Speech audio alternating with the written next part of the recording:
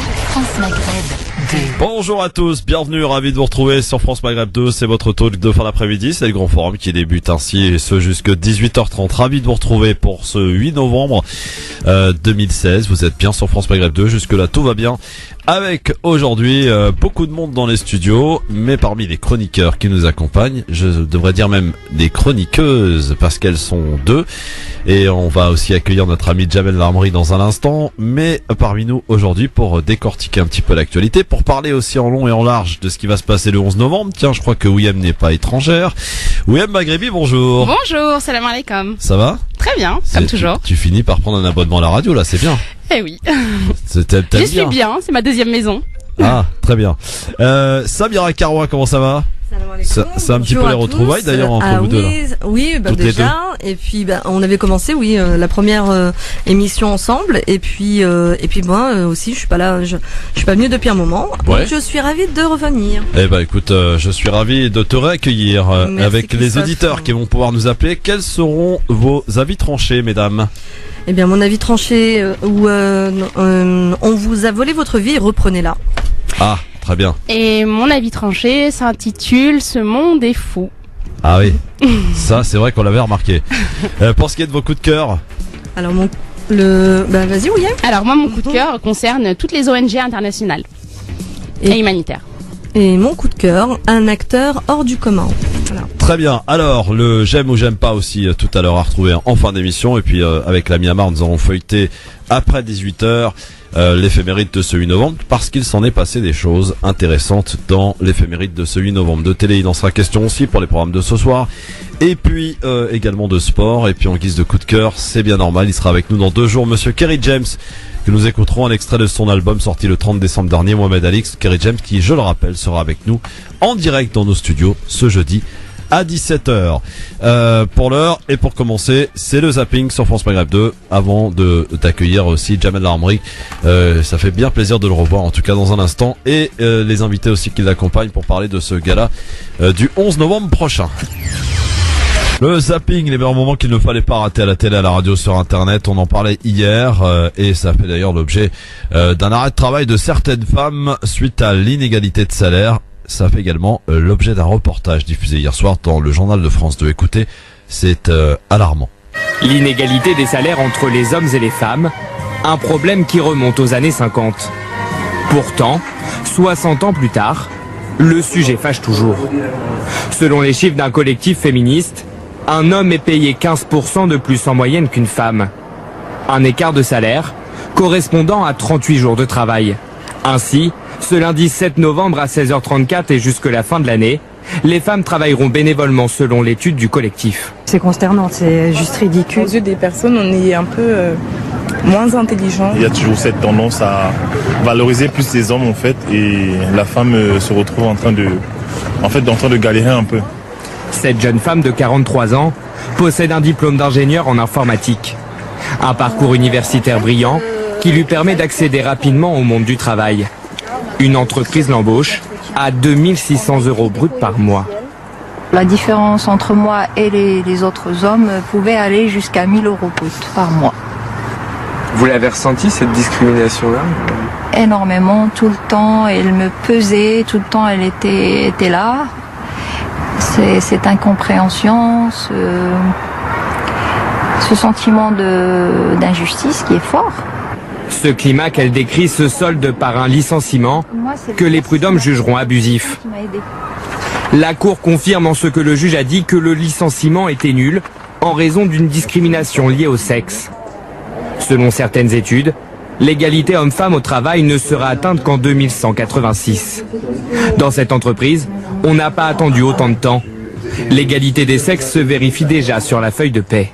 Les fiches de salaire sont là sur le bureau, on en parle librement entre nous. Vous connaissez le salaire de monsieur? Je connais le salaire de monsieur connaît le mien, je connais le salaire de mon collègue. Exactement, le même au centime près. Tu vois vraiment que ce soit impactant, ça en plus long. Pour la chef d'entreprise, la parité salariale n'est pas une option. Il y a juste une décision à avoir et se fixer comme objectif qu'effectivement les gens soient payés pour ce qu'ils font, pour le travail qu'ils effectuent et que ce soit sans distinction de sexe, d'âge. Pour que ce modèle devienne une généralité, plusieurs collectifs vont plus loin et appellent à se rassembler ce lundi dès 16h34. Triste constat en tout cas. L'inégalité de salaire, en tout cas il y a une animatrice qui a anticipé un petit peu le mouvement et par solidarité elle a fait grève à sa manière. C'était Daphné Burki dans son émission en direct le midi sur C8, la nouvelle édition. J'aurais jamais pu croire un jour que ça pouvait m'arriver, mais en fait...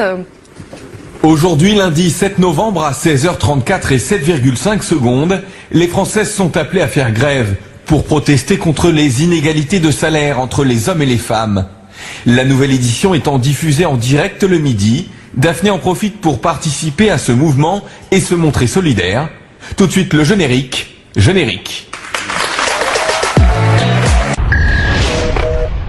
Pendant ce temps-là, Nicolas Sarkozy était en meeting hier chez lui, à Neuilly, et il a parlé des menus de substitution et a trouvé une solution pour ceux qui ne mangent pas de porc à l'école. Nos écoles, qui est des tables de juifs et des tables de musulmans.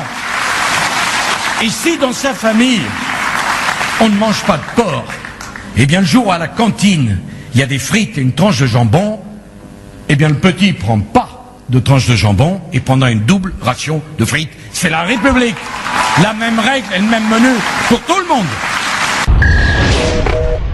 Fallait juste y penser quand même, voyez-vous. Nicolas Sarkozy toujours, et pour finir ce zapping justement, il répond à ceux qui lui disent mais qu'est-ce que vous avez contre François Bayrou, et il répond évidemment toujours avec le même ton, voilà, sur l'ironie, la moquerie. Nicolas Sarkozy hier soir chez lui à Neuilly. Je n'ai aucun problème personnel avec qui que ce soit, et notamment pas avec monsieur Bayrou. Pourquoi lui en voudrais-je? Voilà un homme qui s'est présenté 3 fois et qui n'a jamais été qualifié pour le 2e tour. Ça serait pas généreux de lui en vouloir? Une telle constance, une telle réussite exceptionnelle. En 2007, il a voté Ségolène Royal, ce qui était déjà la marque d'un petit manque de discernement. En 2012, il a voté Hollande, ce qui était là la preuve d'une complicité. Il est complice de ce quinquennat agonisant. Voilà pour le zapping avec pas mal de Sarkozy. Bon, c'est heureusement pas l'heure de déjeuner, donc on risque pas d'avoir des remontées gastriques. Mais bon, qu'il se méfie quand même, parce que lui qui se moque un peu de Bayrou en disant qu'il a jamais été franchi le 2e tour, Monsieur Sarkozy, il y a des élections qui approchent vous concernant le 20 novembre. Et on peut pas dire que vous soyez le favori, ultra favori de cette élection. D'autant plus que d'ailleurs, parmi les élections des primaires de la droite, il y en a un qui fait une remontée spectaculaire. Il s'appelle François Fillon. Ah, cela pourrait être peut-être l'homme de surprise. Et imaginons, Juppé, Fillon, Sarkozy éliminé dès le premier tour. La tronche de l'ami. Bon, allez. Et la nôtre, si tu peux me permettre. Oui, ça peut quand même juste avoir en termes d'image, avoir des trucs sympas quand même. Bon, comment va mon ami Jamel Larmery? Très bien, mon cher ami Christophe, ça fait déjà quelques mois. Oui. Toujours un plaisir d'être sur ton plateau et en compagnie également de William et Samira. Oui. Alors, mon cher Jamel, pour dire la vérité aux auditeurs, ça fait quelques mois que je te cours après. Jamel, j'ai constitué une équipe, il y a des chroniqueurs, c'est diversifié, et t'as ta part à apporter. Jamel me dit oui, mais je suis très occupé, nanani, nanana. Donc Jamel, officiellement, je te demande de rejoindre l'équipe. Voilà. Avec plaisir. Et de nous accorder un peu de temps. Oui, il a dit oui. Il a dit oui. Donc les auditeurs sont témoins. Donc Jamel va nous offrir son premier avis tranché dans un instant. Quel sera le titre, enfin le sujet que tu souhaites aborder avec les auditeurs, mon cher ami Jamel? La mosquée. Ah, la mosquée. C'est-à-dire on va à la mosquée pour prier. Il y aurait des petites choses à dire sur la mosquée. Très bien. Eh bien, on va aussi parler de ce gala. C'est un gala d'ailleurs? Oui, un gala. Alors, pour être tout à fait clair, c'est un gala qui aura lieu donc à Mitry-Mory. C'est en Seine-et-Marne, pour ceux qui ne connaissent pas. C'est à côté de Tremblay-en-France, Villeparisis, quoi. Côté. Et un gala pour récolter des fonds pour la construction, alors dites-moi si je me trompe, d'un centre culturel et cultuel. Exactement. Bon, je me suis pas trompé alors. Oui, centre culturel et cultuel des Lumières C'est quoi? C'est une mosquée déguisée? Alors non, c'est une mosquée, une mosquée et un institut culturel. L'idée, c'est effectivement, voilà, je pense que ce type d'exemple existe d'ailleurs en région parisienne. Il y a une mosquée. On a tendance à séparer un peu les deux. Hein. Oui. On a tendance à séparer et là, un peu les deux. Et là, les responsables du projet, que ce soit Hajj ou Yurham, ont voulu peut-être être au plus près de la définition que je donne moi à la mosquée, c'est-à-dire un espace où finalement on répond à tous les besoins des musulmans, qu'ils soient culturels, qu'ils soient sociaux, économiques ou psychologiques. En réalité, c'est l'objectif premier de la mosquée. Oui. Du temps de notre prophète sallam. On n'invente rien finalement, on essaie juste de.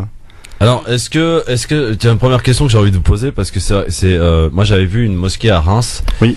Vous la connaissez peut-être d'ailleurs, cette belle mosquée de Reims. Où justement on avait tendance un petit peu à l'image de la mosquée de Paris de mettre les femmes en bas au sous-sol et puis les hommes en haut. Et j'avais trouvé finalement très intéressant dans cette mosquée de Reims que de les mettre au-dessus les femmes. Oui. Le concept, vous y avez réfléchi là-dessus? Alors, je vais me permettre de parler au nom des l'occasion d'en reparler organisateurs du gala. De toute façon, ils sont là, ils pourront y répondre. Mais tout ce que je peux dire, c'est que les femmes ont toute leur place. Déjà, ne serait-ce que dans le bureau, dans le conseil d'administration. Ça, c'est une langue de bois, Jamel.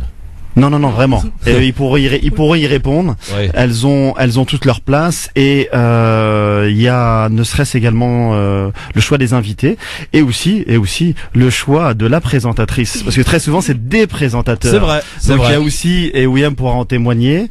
Moi j'ai tout de suite vu qu'elle elle était très à l'aise pour présenter les événements et il fallait peut-être du 109. Elle a un talent certain. Voilà, effectivement une approche peut-être une sensibilité un peu plus féminine qui nous fait peut-être un peu défaut dans les mosquées. C'est vrai, je suis d'accord. Un peu beaucoup. On aura l'occasion d'en reparler en tout cas tout à l'heure avec les organisateurs de ce gala du 11 novembre, d'autant plus c'est férié donc pas de raté et pas d'excuses pour ne pas venir.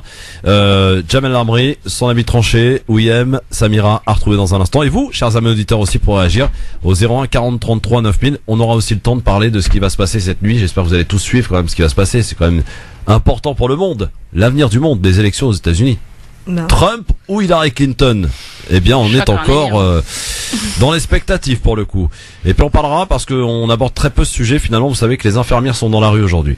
Et pourquoi sont-elles dans la rue? On découvrira pourquoi. Vous allez voir que les salaires sont vraiment, c'est aberrant. Notamment pour celles qui travaillent de nuit avec la surcharge de travail et le manque de personnel. Je pense qu'on peut que les soutenir. À tout de suite. Université de Strasbourg et président fondateur de l'AFPI, l'Académie française de la pensée islamique. Excusez du peu, hein? C'est du lourd quand même. Samira, William, c'est du lourd, hein? Ah oui. Notre ami Jamel. Oui, puis en plus je le connais, je le connais, je l'ai vu exercer sur le terrain et il est très bon dans ce qu'il fait. Merci Samira. Ce qui est intéressant, c'est vrai que c'est finalement tout le monde se connaît dans cette. On parle d'une petite communauté, mais ouais, c'est vrai. Hein, c'est quand je lui citais un petit peu les chroniqueurs, Jamel il les connaît tous quasiment. Donc c'est très bien. C'est formidable. En tout cas, soyez les bienvenus. On va parler donc tout à l'heure de ce gala qui se prépare, hein, donc le 11 novembre à Mitry-Mory pour la construction d'un centre culturel et cultuel. On vous le dit tout de suite, hein, celle qui va être la chef d'orchestre de la soirée, celle qui va présenter, celle qui va mettre un petit peu le ton de cette soirée, c'est Ouiem Maghrebi. Et j'en suis vraiment très fier. Et j'en suis sûr en tout cas que pour les organisateurs, ça a été un excellent choix que de prendre Ouiem pour cette soirée. Ça met un peu la pression là, hein. J'ai pas intérêt à tomber, à trébucher sur scène. Aucune inquiétude te concernant, tu le sais très bien. C'est toujours fluide avec Ouiem, tranquille. 01 40 33 9000 pour évidemment réagir aux avis tranchés, puisqu'on va passer donc tout de suite maintenant, sans perdre de temps, aux avis tranchés, on y va. 5, 4, 3, 2, 1, 0.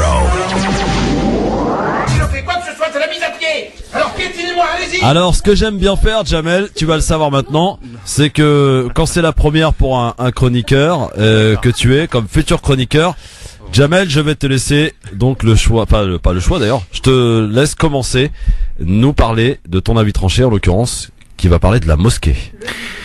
Très bien. Voilà, le bizutage, Je exactement. vois qu'effectivement dans cette émission il y a du bizutage. Je remercie les chroniqueuses qui ont eu l'amabilité de me laisser passer en premier. D'accord. Mais tu es gentleman normalement. D'habitude on dit toujours les femmes d'abord, ici c'est les hommes d'abord. Voilà. D'accord. Alors moi dans ma chronique tranchée, je voulais parler des mosquées parce que je pense ressentir la même chose que des milliers de musulmans chaque vendredi, notamment sur le discours du vendredi où je vous cache pas, j'ai un vrai dilemme entre cette obligation de venir chaque vendredi à la mosquée et effectivement c'est une obligation mais en même temps c'est un vrai plaisir que de retrouver ma communauté et en même temps de voir la pauvreté des discours le vendredi. Je suis voilà, quand chaque fois finalement l'impression qu'il y a que 52 types de discours qui représentent 52 semaines et qu'il n'y a pas autre chose, on ne s'intéresse pas aux musulmans, ce qu'ils ressentent, ce qu'ils vivent, son quotidien. On rabâche finalement les mêmes choses concernant les ablutions, la prière, comme si finalement on ne savait pas. Nous qui venons la mosquée le vendredi, est-ce qu'on a besoin qu'on nous rappelle chaque 2-3 mois comment faisons-nous les ablutions? Est-ce qu'on a besoin qu'on nous rappelle tous les 2-3 mois comment faire la prière? Je pense sincèrement qu'il va falloir, au risque de perdre énormément de fidèles, qui demain ne viendront même plus, d'ailleurs dans les mosquées, de vraiment poser la question de la mosquée, du discours du vendredi. Il y aurait d'autres questions à poser sur la mosquée, mais vu que j'ai que 2 minutes, je parlerai essentiellement du discours le vendredi. Vraiment faites un effort.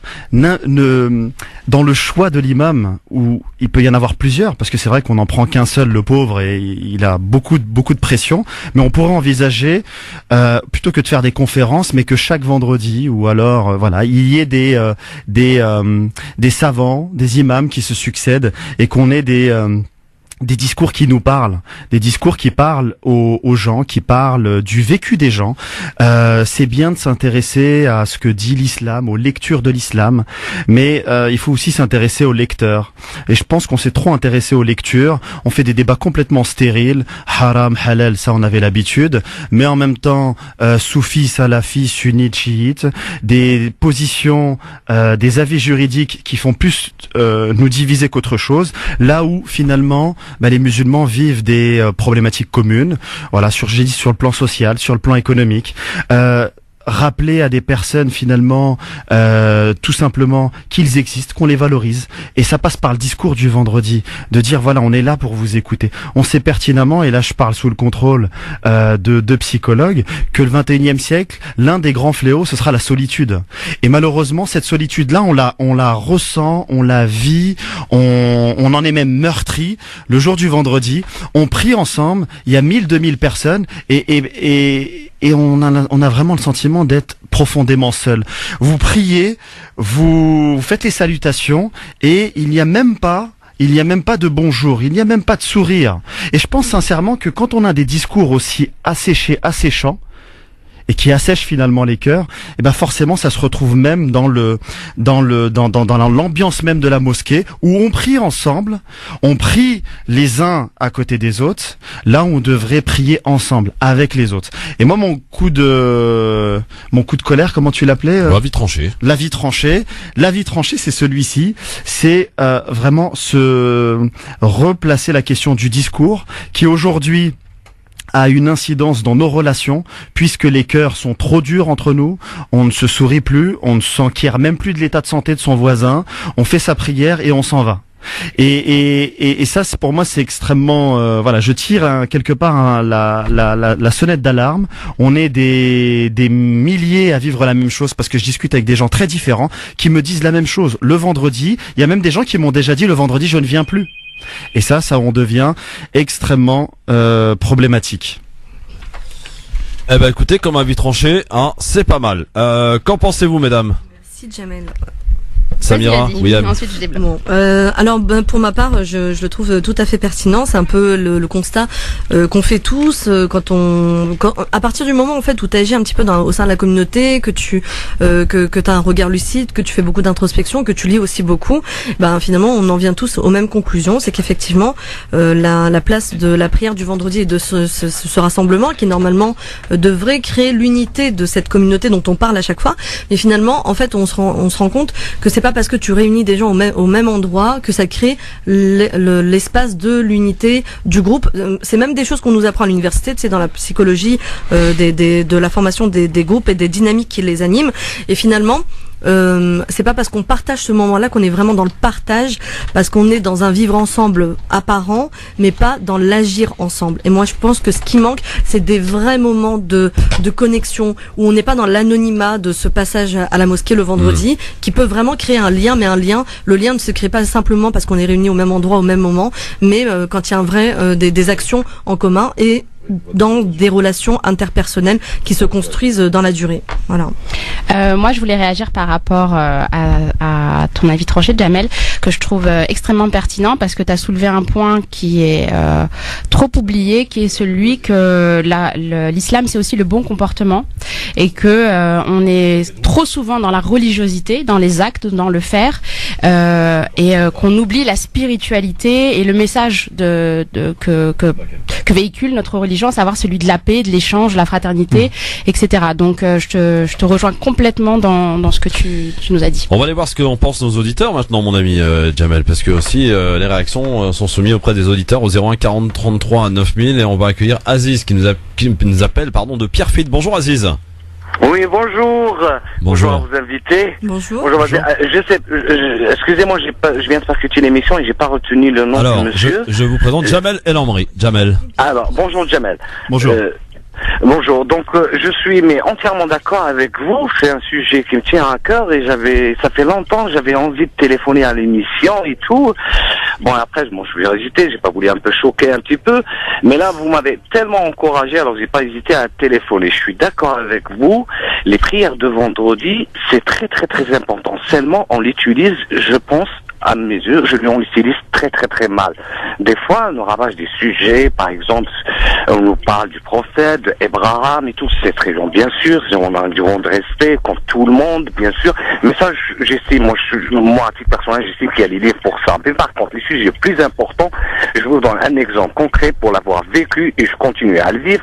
Moi, j'habite dans 9-3 à Pierrefitte, des fois, excusez-moi, je rentre tard le soir, pour rentrer chez moi, des fois, c'est pénible.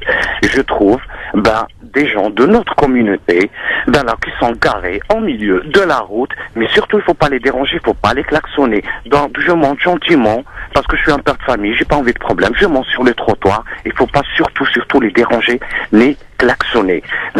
Donc j'aimerais, pour aller dans votre sens, pour rajouter une continuité, j'aimerais qu'on parle des sujets de société. Parce que j'estime qu'on a, nous-mêmes, chez nous, des problèmes. Alors, au lieu de pleurnicher tout le temps le racisme, d'abord, ce serait bien de balayer devant notre porte. Ouais. On se met déjà en norme, voilà, pour être respecté. Il faut être respectable. Merci Aziz. Moi, à titre personnel, oui. Voilà tout ce que j'avais envie de dire. C'est dit Aziz. Et Monsieur Jamel, je le remercie vivement parce qu'il m'a encouragé de le faire. Maintenant c'est dit. Je vous remercie. Merci Aziz, et n'hésitez pas de vous passer de l'autorisation de Jamel pour nous appeler pour intervenir dans cette émission. À bientôt Aziz en tout cas. Il fait réagir à un sujet, mon ami Jamel. Kamel est avec nous aussi. Bonsoir Kamel. Oui, bonsoir Christophe, bonsoir Jamel, bonsoir mesdames, bonsoir aux auditeurs, auditrices. La galanterie se perd quand même, j'observe ça, parce que d'habitude on commence par les femmes, dit Kamel quand même. Oui, non mais justement, ça c'est la dictature de la norme, mon cher. Ah pardon. Les femmes sont présentes dans nos cœurs. Et elles sont mais bien sûr. Attends, tu sais ce que ça mérite, ça, écoute. Voilà, merci Christophe. Bon, vas-y. Alors, je reprends, mais je reprends, on peut y aller. Moi, j'apprécie beaucoup et je te dis, et je répète que les femmes sont nos guerrières, et j'ai toujours estimé et dit que c'est elles qui finalement étaient le sexe fort. Voilà. Alors là-dessus, je voudrais réagir parce que vous avez dit toutes et tous des mots qui sont très importants. Oui. Je remercie Aziz de son intervention, mais je veux dire qu'il faut cesser et également d'être dans cette posture, vous savez, à toujours devoir critiquer, etc. Je crois qu'aujourd'hui, l'unité prime sur tout.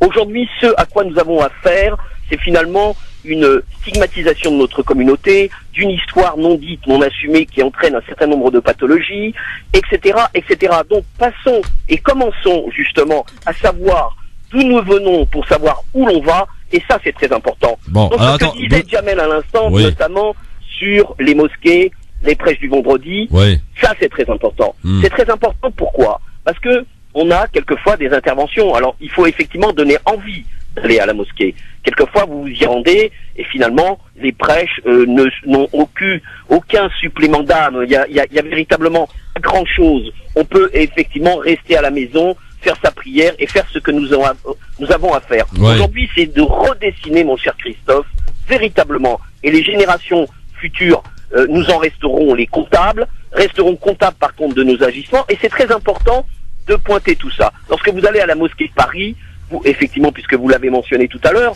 vous verrez que finalement ça ressemble un petit peu à ce qui se produisait il y a 30, 40 ou 50 ans. On est dans les mêmes atmosphères, il n'y a pas eu d'évolution, et puis il y a d'autres mosquées également qui n'évoluent pas. Alors tout ça est la faute à un certain nombre de choses. Le gouvernement précédent, celui actuel qui a voulu faire avec des imams qui ne connaissent pas la culture et qui ne savent pas transmettre le véritable message, et ça c'est très important. Kamel, on a bien compris le message. Kamel, il faut qu'on y aille parce qu'on a bien compris le message. Non, il y a du monde. J'aimerais rajouter simplement, c'est que pour agir, il faut aussi s'unir. Et quelquefois, si on n'agit pas aujourd'hui, on devra que subir en silence. D'accord, merci. Où est le danger? Merci Kamel. Est-ce que Jamel, au nom de l'unité que préconise Kamel, qui est très intéressante aussi, est-ce qu'il faut cesser d'apporter des critiques et de nous empêcher d'avancer au nom de l'unité qu'il ne faudrait absolument pas briser? Alors, moi, de ce que j'ai compris de l'islam, c'est que l'islam reconnaît à la fois l'unité et la diversité et l'unité. Et que l'unité, elle sert la diversité, que la diversité sert l'unité. Pour moi, c'est quelque chose déjà de fondamental. À partir de là, je pense qu'il y a deux procès qu'il faut pas non plus faire. Effectivement, il y a deux écueils à éviter. Au nom de la diversité, être dans la division, et au nom de l'unité, être dans l'uniformisation. Ouais. Et là, dans ce que j'ai pu entendre moi, oui. Quand il y a une injonction, et ça, on subit des injonctions tous les jours de la part de responsables de musulmans de dire voilà, on est attaqué dehors, il faut à un moment donné s'unir. Et en vérité, c'est pas une unité sincère que l'on recherche, c'est une uniformisation. Soyez tous derrière, et on est dans un espèce d'islam un peu militant, comme si finalement on est menacé de l'extérieur, donc on essaye de recréer de la cohésion au nom d'une menace. Ça, c'est quelque chose d'extrêmement. Ça, c'est une attitude politique qui se fait dans toutes les sociétés. Moi, je pense sincèrement qu'aujourd'hui, il faut assumer les deux. Oui, l'unité, mais oui aussi la diversité. Et la diversité, dans l'islam, depuis 14 siècles, il y a au moins 3 manières de penser l'islam. Une manière théologique, et ça, elle est quasiment elle est majoritaire dans les mosquées. Mais il y a aussi des gens qui aiment avoir un rapport philosophique avec l'islam. Et on a d'autres également qui préfèrent avoir une approche spirituelle, avant tout spirituelle. Et nous, ce que l'on veut, enfin moi, ce que je préconise, c'est d'avoir ces 3 types de discours à l'intérieur de la mosquée. Là, je prends un livre de Samira qui va en parler, mais je vois René Guénon. René Guénon. Quand est-ce que l'on parle de René Guénon qui a parlé de la crise du monde moderne dans les mosquées? Lui qui est plutôt de tradition soufie. Quand est-ce que l'on parle, dans la tradition philosophique, d'Ibn Rushd, le traité décisif dans la mosquée? Est-ce que l'on va parler à chaque fois des mêmes juristes, des mêmes théologiens, et finalement faire en sorte que les musulmans qui sont en face de nous, les maintenir dans un rôle de consommateur? Ah, tel avis j'aime bien, donc je le prends. Tel avis je l'aime pas. Comme on aurait une télécommande et on regarderait la télé et on changerait de programme si on aime ou on n'aime pas. Aujourd'hui, il faut que les musulmans aussi, et là j'en parle à tous les musulmans, apprennent à apprécier la diversité musulmane que Dieu a créée, il faut le rappeler, que Dieu a créée. Et nous, en nous opposant, en nous jetant l'anathème les uns entre les autres, en créant des cloisons entre nous, eh ben on est tous sauf musulmans dans notre attitude. Là où Dieu crée de la diversité, nous on veut créer de l'uniformisation. Ben c'est pas ce que j'appelle un comportement de musulman. Allez, on va prendre. Oui.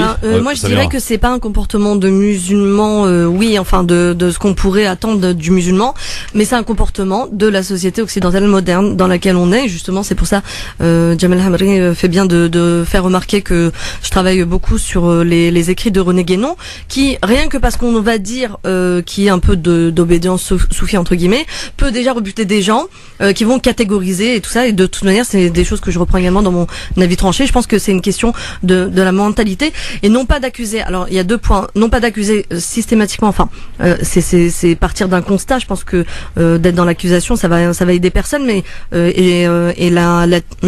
comment dire, l'avis tranché de Jamel, c'est plus dans le sens d'apporter des solutions pour évoluer. Donc ceux qui nous écoutent ne se sentent pas braqués. On essaye au contraire de faire bouger les choses. L'idée, c'est qu'en fait, on est d'une part dans quelque chose de plus global.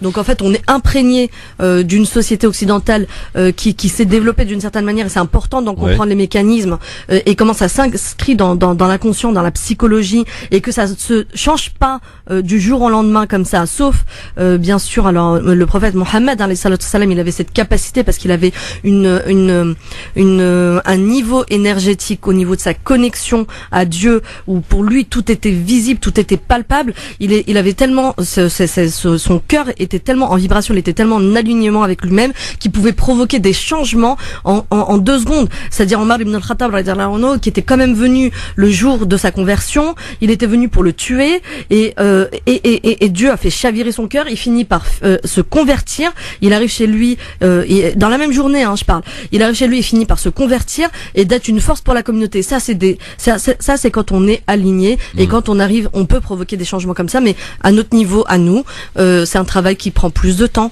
un travail dans les consciences, un travail dans la compréhension des choses et notre rapport au monde, notre rapport à nous-mêmes, notre rapport à notre religion, notre rapport à la transcendance. Et c'est vrai que à force d'uniformiser les discours qui sont écoutés, et ben en fait tout à l'heure Jamel t'avait dit qu'il y avait des personnes peut-être qui ne viendront plus, et moi je pense qu'il y a peut-être aussi d'autres personnes qui viendront de nouveau dans les mosquées si ça change, parce qu'il y en a qui sont tellement rebutés qui quittent les mosquées, ils n'en peuvent plus. Voilà. William. Non, simplement, moi, j'ai absolument pas vu de division. Enfin, il faisait pas d'appel à la division. Donc, je sais pas du tout ce que j'ai compris par rapport à l'avis tranché de Jamel. Bien au contraire, lorsqu'il insistait sur le fait que les prêches ne tournent qu'autour de la religiosité, en tout cas, moi, c'est ce que j'ai compris.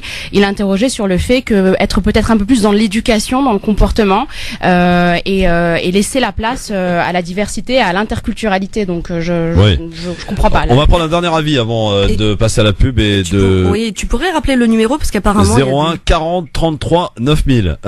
Hichem qui nous appelle des Ulysses. Salut Hichem. Oui, salut à tous, bonjour à tous. Bonjour Hichem. Bonjour. Je vous appelle parce que moi le projet, j'adhère complètement. C'est super bien, c'est une nouvelle chose, c'est à faire. Je pense que c'est la solution du futur.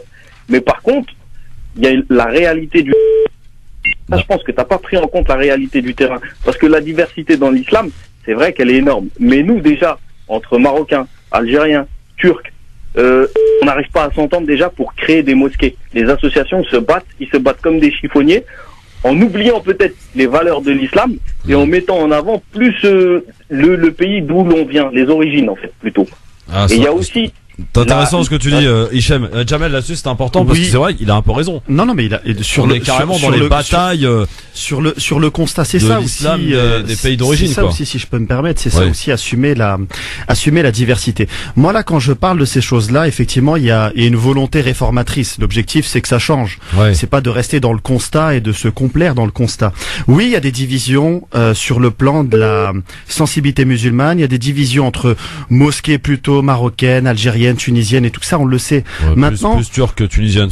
Excusez-moi, mais le rapport n'est pas du tout le même entre une 10, 15, 20 personnes qui dirigent une mosquée et qui mettent des cloisons entre guillemets et 1000 personnes qui viennent à la mosquée. Où sont ces 1000 personnes, cette majorité silencieuse musulmane qui doit à un moment donné dire, écoutez, nous ne rentrons pas dans ce jeu-là. C'est pas si vous voulez à un moment donné créer des cloisons en disant ça c'est une mosquée marocaine, ça c'est une mosquée algérienne, ça c'est une mosquée tunisienne. Ça existe, Jamel. Hein? Ça existe. Ça existe, mais oui, les musulmans il y a des mosquées, pour ne pas les prier, citer, où l'imam ne peut correspondre qu'à bon, pour citer un exemple, une mosquée marocaine, on accueille qu'un imam marocain, une mosquée algérienne, on accueille qu'un imam algérien. non mais ça, à la limite, C'est triste, mais c'est comme ça. Christophe, à la limite, c'est quoi ceux qui gèrent une mosquée, c'est une dizaine de personnes à chaque Ouais, fois. ouais. Ces 10 personnes-là, s'ils font un choix, libre à eux.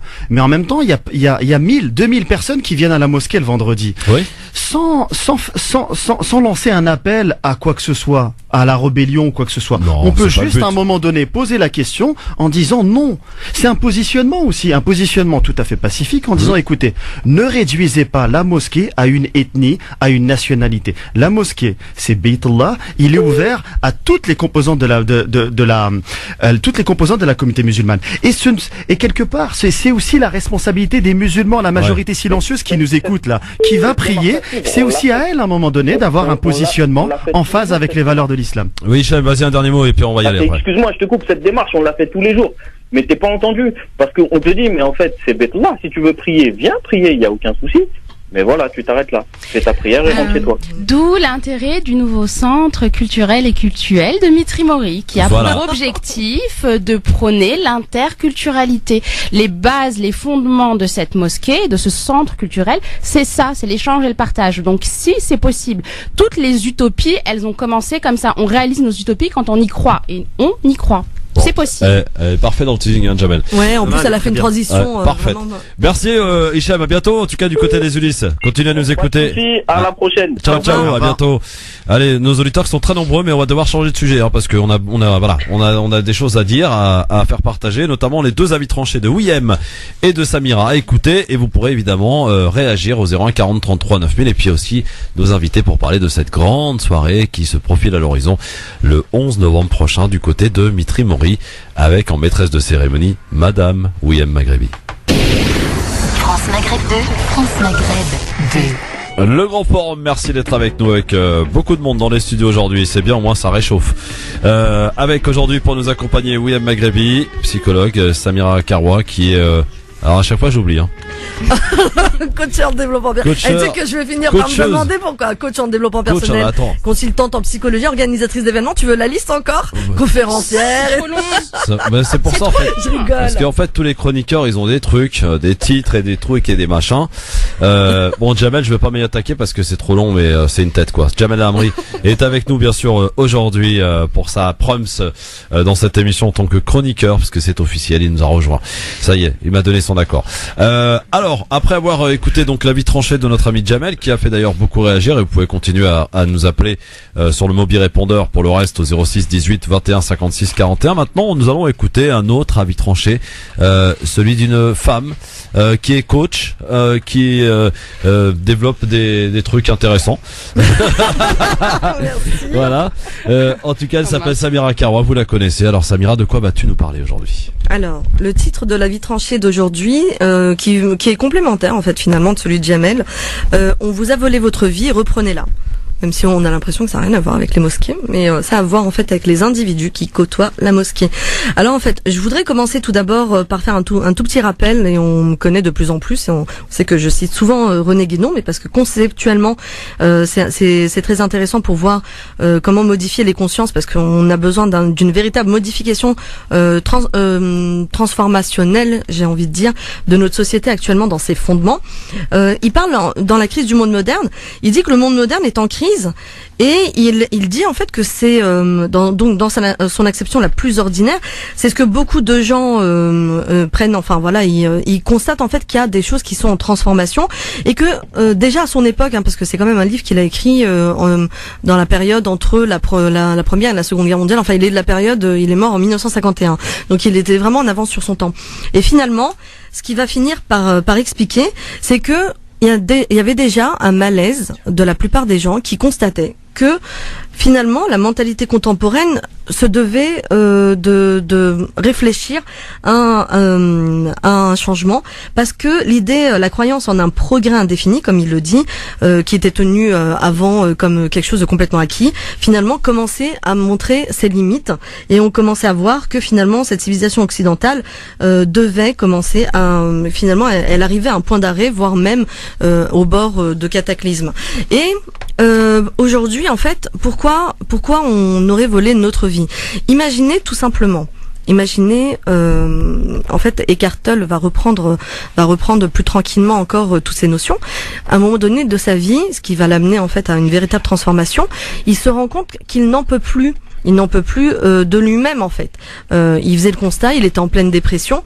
Et qui parmi vous n'a jamais ressenti ce sentiment de vouloir se quitter soi-même? Mais on peut pas en fait, on n'arrive plus à s'accepter, on se supporte plus et on n'arrive plus à vivre avec soi-même. Mais quand il est arrivé à ce constat, il s'est dit mais comment ça se fait?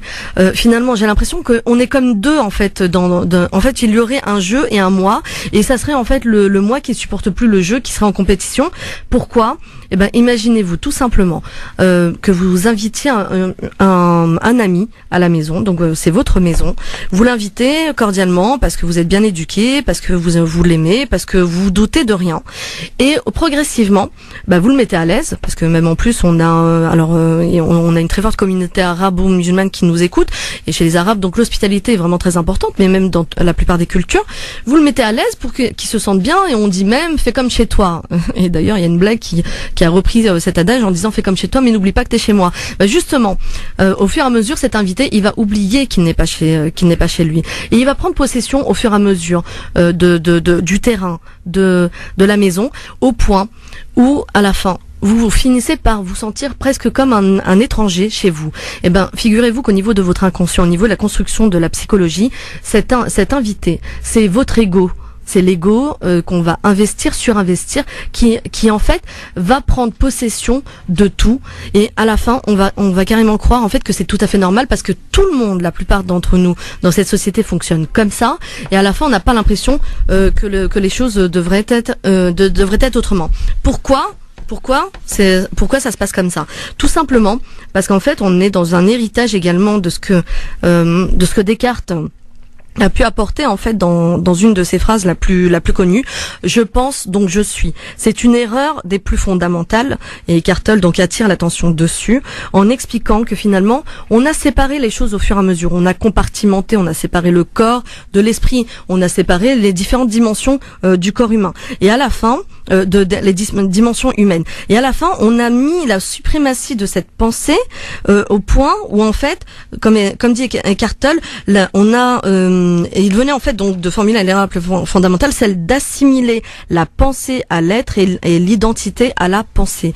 Et on croit que nous sommes nos pensées. Et finalement, pour revenir à une véritable transformation, et qui va soutenir un peu la vie tranchée de Jamel qui en a parlé tout à l'heure, il faut trouver le moyen de récupérer notre intelligence, qui nous permet de distinguer, qui dans son sens étymologique nous permet de faire séparer les choses, mais pas les séparer dans le sens de Descartes, mais les séparer le vrai du faux. On est dans une société qui s'est construite dans un monde illusoire.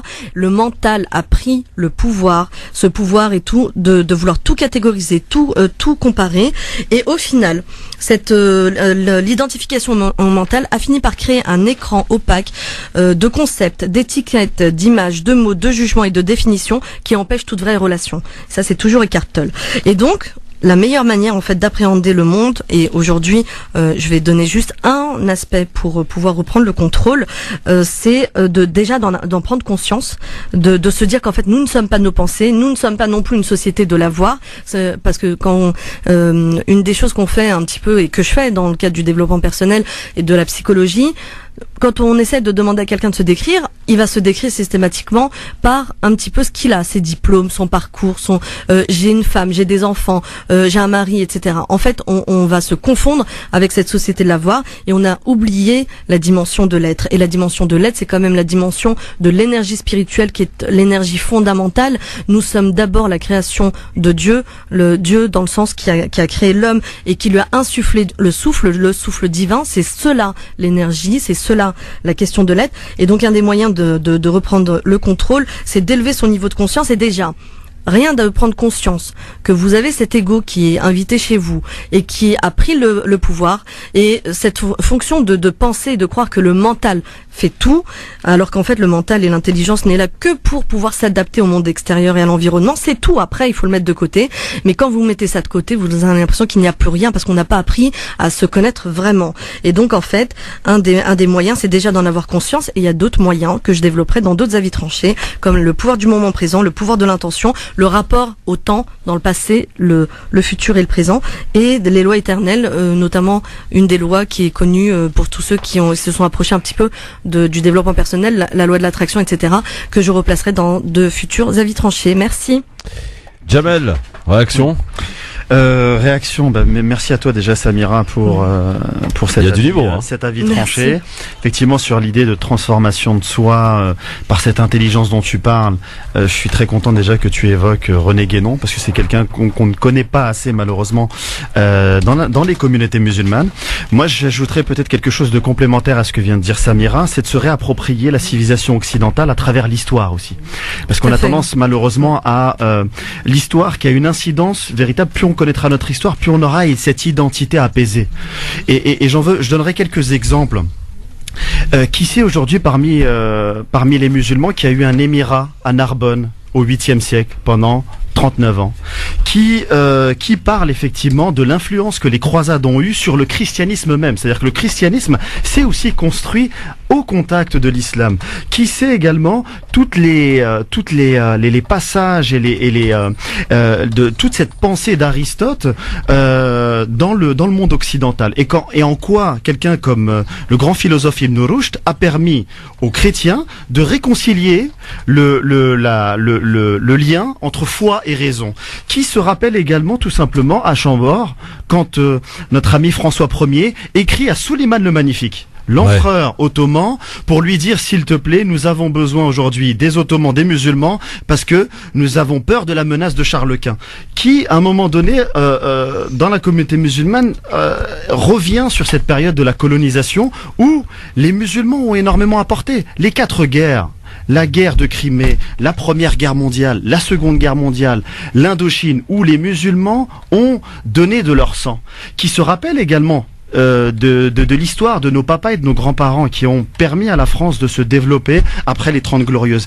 Pour moi, c'est toute cette histoire, et mon propos se veut en complément de ce qu'a vient de dire Samira, dans le sens où, en connaissant cette histoire, on est dans une transformation de soi, parce que enfin on a une identité apaisée. Ne rentrons pas dans les narrations d'un Zemmour ou d'une Caroline Fourest. Connaissons l'histoire du pays dans lequel nous vivons, et on verra qu'on trouvera des traces musulmanes depuis 14 siècles. Et quand on a cette profondeur historique, dans le moment présent, on est apaisé, et ensuite on est capable de regarder l'avenir et de construire. Oui. William, réaction. Alors, pour aller un peu plus loin dans ce que viennent de nous dire Samira et Jamel, j'encourage nos auditeurs à aller regarder un petit peu du côté de ce qu'on appelle la mémoire transgénérationnelle, pour saisir un peu dans quelle mesure en réalité notre histoire a un impact dans la constitution de notre identité, et même dans la culture arabo-berbéro-musulmane en général. On est ce qu'on est aujourd'hui parce qu'on est le résultat d'histoires passées. Alors oui, et en plus, tu sais, dans toute la liste des citations que des personnes qui ont eu un apport énorme, il y a aussi Fatima El-Fihriya qui a fondé quand même la première université musulmane en 877 et Afès au Maroc. Ah oui, non mais c'est bien de le préciser. C'est bien aussi. Il y a eu des choses en Algérie aussi. Non, on va pas recommencer. Non mais c'était quand même pour dire, c'est quand même la première femme qui a fondé la première université, quoi. Enfin, juste ça. Et donc, je pense que, justement, tu vois, tout à l'heure, Christophe, tu demandais, tu disais que j'organisais des événements. J'organise des événements dans le prolongement avec des personnes comme Jabel Henry et d'autres penseurs, justement, pour se réapproprier l'histoire et l'histoire dans son ensemble, et de comprendre un peu tous les enjeux, tous les échanges qui ont pu se faire, et effectivement comprendre d'où on vient, comprendre les interactions, comprendre aussi que ce monde, nous sommes tous liés les uns aux autres. Et tu te rappelleras aussi, tu te rappelles de mon avis tranché que j'avais fait avec la lettre au président, Monsieur le Président. J'avais parlé donc j'avais utilisé en fait une analogie de la psychologie, de la physique quantique qui dit, tu sais, l'effet papillon. Un papillon bat des ailes au Brésil au Brésil et provoque une tornade au Texas. Et ben c'est exactement ça, c'est-à-dire que nous sommes tous liés les uns aux autres. Chaque acte, chaque personne, on est tous interconnectés. Et une des erreurs fondamentales dont j'ai voulu parler et que je développerai dans les prochains avis tranchés, c'est que on a voulu tout séparer, individualiser, séparer jusqu'à même, tu sais, dans la médecine, vraiment réduire, enfin spécialiser l'approche médicale au point où on est dans une approche organique et qui provoque énormément de dérèglements parce qu'en fait, ça, c'est pas comme ça que le monde a été créé, c'est pas la loi naturelle. Alors, on va passer maintenant au dernier avis tranché, celui de Madame Ouihem Maghrebi, que nous écoutons avec beaucoup d'attention. Allez, on y va. Alors, mon avis tranché s'intitule « Ce monde est fou ». Ce monde est fou d'argent, fou d'ego, un monde constitué de sociétés occidentales ou occidentalisées instables, mobile, labile et incertaine. Un monde où ce qui prédomine est la dépense, la consommation de masse. Un monde fou où on abuse de tout, de nos terres, de nos océans, de nos énergies, de nos idéologies, de nos corps, de nos vies. Son leitmotiv est devenu toujours plus loin, toujours plus vite. Nous vivons dans une ère de la mondialisation, de la planétisation, de la globalisation. L'homme n'a plus qu'une idée en tête, celle de dominer toute la planète. Le monde est de plus en plus petit, trop petit. Nous sommes dans le leurre de la surabondance spatiale, avec la conquête de l'espace, des espaces, avec le développement des transports, de la télécommunication. Le monde a rétréci. L'échelle de mesure a changé et nous sommes en contact avec le monde entier. Charles Rollin disait déjà avec prophétie il y a 300 ans, si l'homme avait pu conquérir le monde entier, il en aurait cherché un nouveau pour satisfaire l'avidité de ses désirs. Tout nous est devenu familier devant nos écrans usés à BFM TV. Nous sommes au front de toutes les guerres, au cœur de toutes les tensions, avec nos yeux manipulés. Ce monde est éclaté à l'image de nos vies, de nos histoires, de nos esprits. Je le dis, l'économie matérielle de ce monde surconsumériste et égoïste est le premier coupable de la pauvreté et de la maladie de nos esprits. La transformation fondamentale de nos sociétés ces derniers siècles a eu raison de nos psychismes, créant de plus en plus de pervers, de borderline ou de bipolaires. Les troubles mentaux de nos cultures postmodernes ne sont que le symptôme d'un mal bien plus profond. Allez voir une Syrienne ou une réfugiée afghane et expliquez-lui qu'il y a chez nous des jeunes filles qui se font vomir ou mourir de faim et vous comprendrez l'absurdité de ce monde dans ses yeux épuisés. L'image est de plus en plus valorisée, devenu même ce nouveau Dieu qui encourage le paraître et dissuade aux véritables interactions avec l'autre. On préfère se fier à ces références imagées disponibles sur le net plus qu'à rencontrer l'autre. Nous nous sommes accoutumés à l'image qui isole les individus plutôt qu'à la réciprocité. Nous sommes les aveugles des temps postmodernes, temps du vide et de l'éphémère. Nous sommes dans l'ère de la crise identitaire avec la perte des repères culturels et sociaux. Résultat, les identités sont fragilisées. Il y a une confusion des limites, des places et la glorification d'une culture hédoniste et narcissique. Nous sommes dans un monde du spectacle où les masses médias, les nouvelles technologies, Internet ou les réseaux sociaux vous font croire que l'image est le réel. Ce monde est fou. Son temps y passe de plus en plus vite. L'histoire s'accélère car nous sommes dans l'époque de la surabondance événementielle. Nos agendas sont surchargés, nos plannings débordent. Les journaux ne savent plus que faire de toutes ces nouvelles actualités. Les événements se multiplient en même temps que le besoin de leur donner du sens. Nous sommes submergés par trop d'informations, rendant l'histoire impensable et la même de la disparition de la mémoire collective au profit d'une histoire individuelle, privée et égoïste. Un monde où, au lieu de s'ouvrir à l'autre avec les nouvelles technologies à notre disposition, nous nous replions sur nous-mêmes. Nous sommes à l'opposé même de l'idéologie des Lumières qui promettait l'ouverture. Ce monde est fou, nous sommes devenus fous. Alors si l'enfer c'est les autres, moi je dis qu'en réalité le plus ardent, le plus brûlant des enfers, c'est soi. Cet étranger en nous qu'on ignore et qu'on projette sur l'autre. Ce noir, cet arabe, ce juif, ce roumain, celui que je refuse parce qu'il est différent de moi, a intrinsèquement en lui ce qui me constitue moi, ce qui constitue mon être, à savoir mon humanité. Alors lorsque je rejette l'autre, c'est moi que je rejette. Je vous l'avais dit, ce monde est fou. Pas mal, hein. William, bravo, merci beaucoup. Merci. Jamel. Oui, j'avais pas envie que ça s'arrête, hein. Ouais, moi non plus, c'est vrai que c'était pas, c'est pour ça que quand ça s'est arrêté, je me suis dit, mais non. Oui.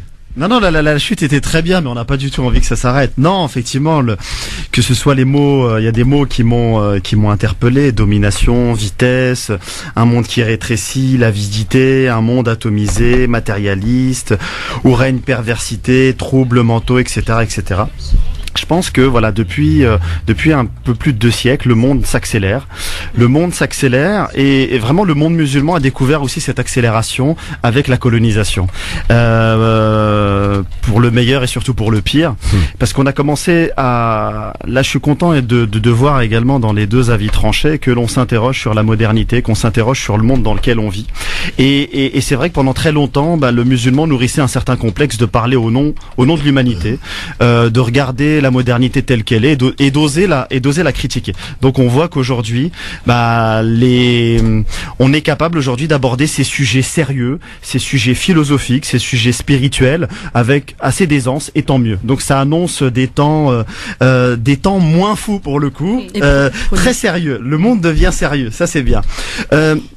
Moi j'aimerais juste peut-être ajouter qu'effectivement il faudrait peut-être travailler, réétudier une notion qu'un grand penseur musulman qui me plaît beaucoup, qui s'appelle Roger Garaudy, lorsqu'il parlait dans plusieurs de ses ouvrages, le monothéisme du marché. Et je pense qu'aujourd'hui il faut revenir à cette notion-là, essayer de l'interpeller, de la critiquer, et de l'étudier surtout, pour comprendre qu'en vérité on essaye véritablement de faire de tous les espaces de l'homme des espaces marchands, qui n'échappent pas à une règle, la règle de la main invisible, si je reprends les propos d'Adam Smith. Et ce monothéisme de marché, je pense qu'il va falloir véritablement l'étudier dans la droite ligne d'un Roger Garaudy. Après, ce monde est fou, en vérité, c'est qu'il s'accélère, et en vérité, il nous dépasse. Et même quand on le dit, si je peux me permettre, Wilhelm, quand on dit ce monde est fou, on est déjà quelque part un peu à l'arrêt. Et je pense peut-être, c'est mon avis, que le monde est en train de cheminer progressivement vers une civilisation humaine, et on est en train de revenir finalement à ce que l'on était quand on s'est retrouvé dans le pacte de préternité devant Dieu, où finalement il y avait des gens très différents qui appartiennent à différentes cultures, et on a tous reconnu Dieu de la même manière. Là, on est en train de revenir dans une civilisation humaine. Alors effectivement, il y a moins d'exploration, on est un peu déçu, il y a un désenchantement du monde, tel que dirait Marcel Gaucher, mais en même temps, il y a tout à réinventer, il y a tout à recomposer. L'individu, faut qu'il recompose, faut qu'il retrouve son équilibre dans ce monde qui bouge. Les familles, c'est pareil. Les familles, on peut plus dire aujourd'hui, parce que t'es mon père, je vais me taire, ou parce que t'es mon fils, tu dois m'obéir. Aujourd'hui, il doit y avoir un dialogue. Donc forcément, un dialogue sur les valeurs et les principes. Et peut-être pour ajouter une touche optimiste, je pense aujourd'hui que dans le plan divin qui est à l'œuvre depuis 2 siècles, c'est à nous aujourd'hui avec ce libre arbitre, avec cette intelligence, avec cette spiritualité, avec cette méditation de ce monde qui est effectivement, quand on le regarde un petit peu, je comprends parfaitement et je souscris parfaitement, un monde qui avance de manière un petit peu folle, mais en vérité il y a énormément d'opportunités, et je terminerai juste sur ce que disait le sage Luqman: derrière tout mal se cache un bien. Et la question qu'on doit se poser aujourd'hui dans ce monde fou, dans cette modernité qu'on a peut-être du mal à comprendre et dont on a peut-être du mal à saisir un petit peu toutes les implications que ça peut avoir chez l'individu. Aujourd'hui, il faut se poser 2 questions. Nous, qui sommes-nous et qu'est-ce que nous voulons?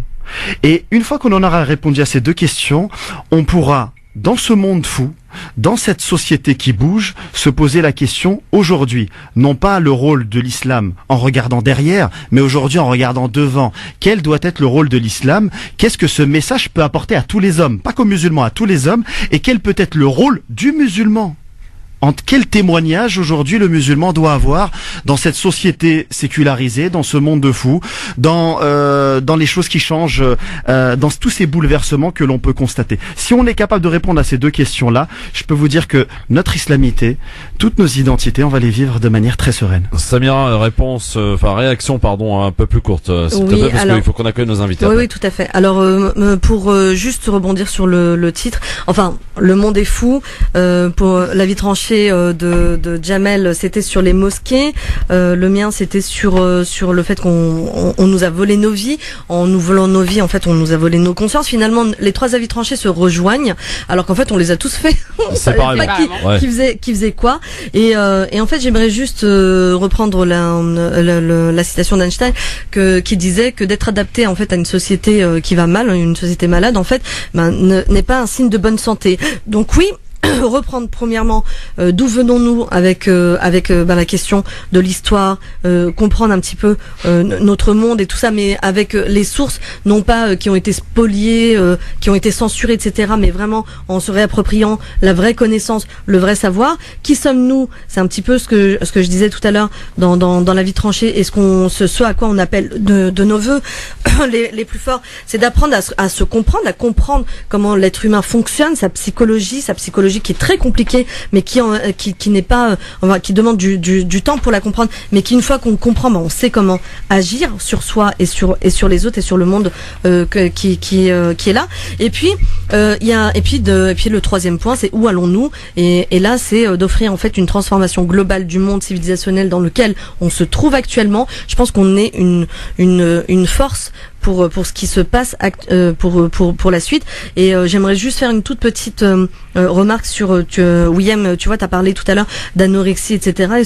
Et c'est vrai que c'est fou de voir les psychopathologies qui naissent de ce monde parce qu'on a laissé la pensée dominer le mental et qu'on s'est coupé de notre nature primordiale, la fitra, qui d'ailleurs revient dans le développement personnel, revient dans l'écologie quand on pense la loi naturelle, respecter la biologie, les cycles, etc., etc. Et en fait, je pense qu'on n'a pas d'autre choix. On est dans une véritable transition, et la transition, elle est amorcée. Et de ce qu'on peut voir ici aujourd'hui sur le plateau, et ce que je peux voir autour dans la communauté, la communauté musulmane et la communauté humaine en général, il y a des forces vives qui sont en action, et je pense qu'il y a que du positif qui peut en sortir. Merci. Bon, t'as l'impression que ton avis tranché a été bien compris, cher William? Oui, ça va. Bon, parfait. Alors on va pouvoir passer à la suite. Et la suite, on va aller justement, ça te concerne de très près, ma chère William, puisque tu vas être la présentatrice, l'animatrice, celle qui va orchestrer un petit peu tout cela. La maîtresse de cérémonie. Maîtresse de cérémonie. C'est vrai, maîtresse de cérémonie. Ça te va bien d'ailleurs, William. Et apparemment, tu vas être ravissante, apparemment. Oui. D'après ce que j'ai compris. Hakim Rahal m'a prêté une très belle robe. Comment ça, Hakim Rahal t'a prêté une robe? Ça m'inquiète. Une magnifique robe. De gala. Attention, non mais Hakim, il va falloir qu'on parle demain, parce que si t'as des robes à la maison, ça m'inquiète un petit peu cette histoire. Non, de sa boutique Dubai Center. Ah, d'accord, voilà, ce qui explique ceci, explique cela.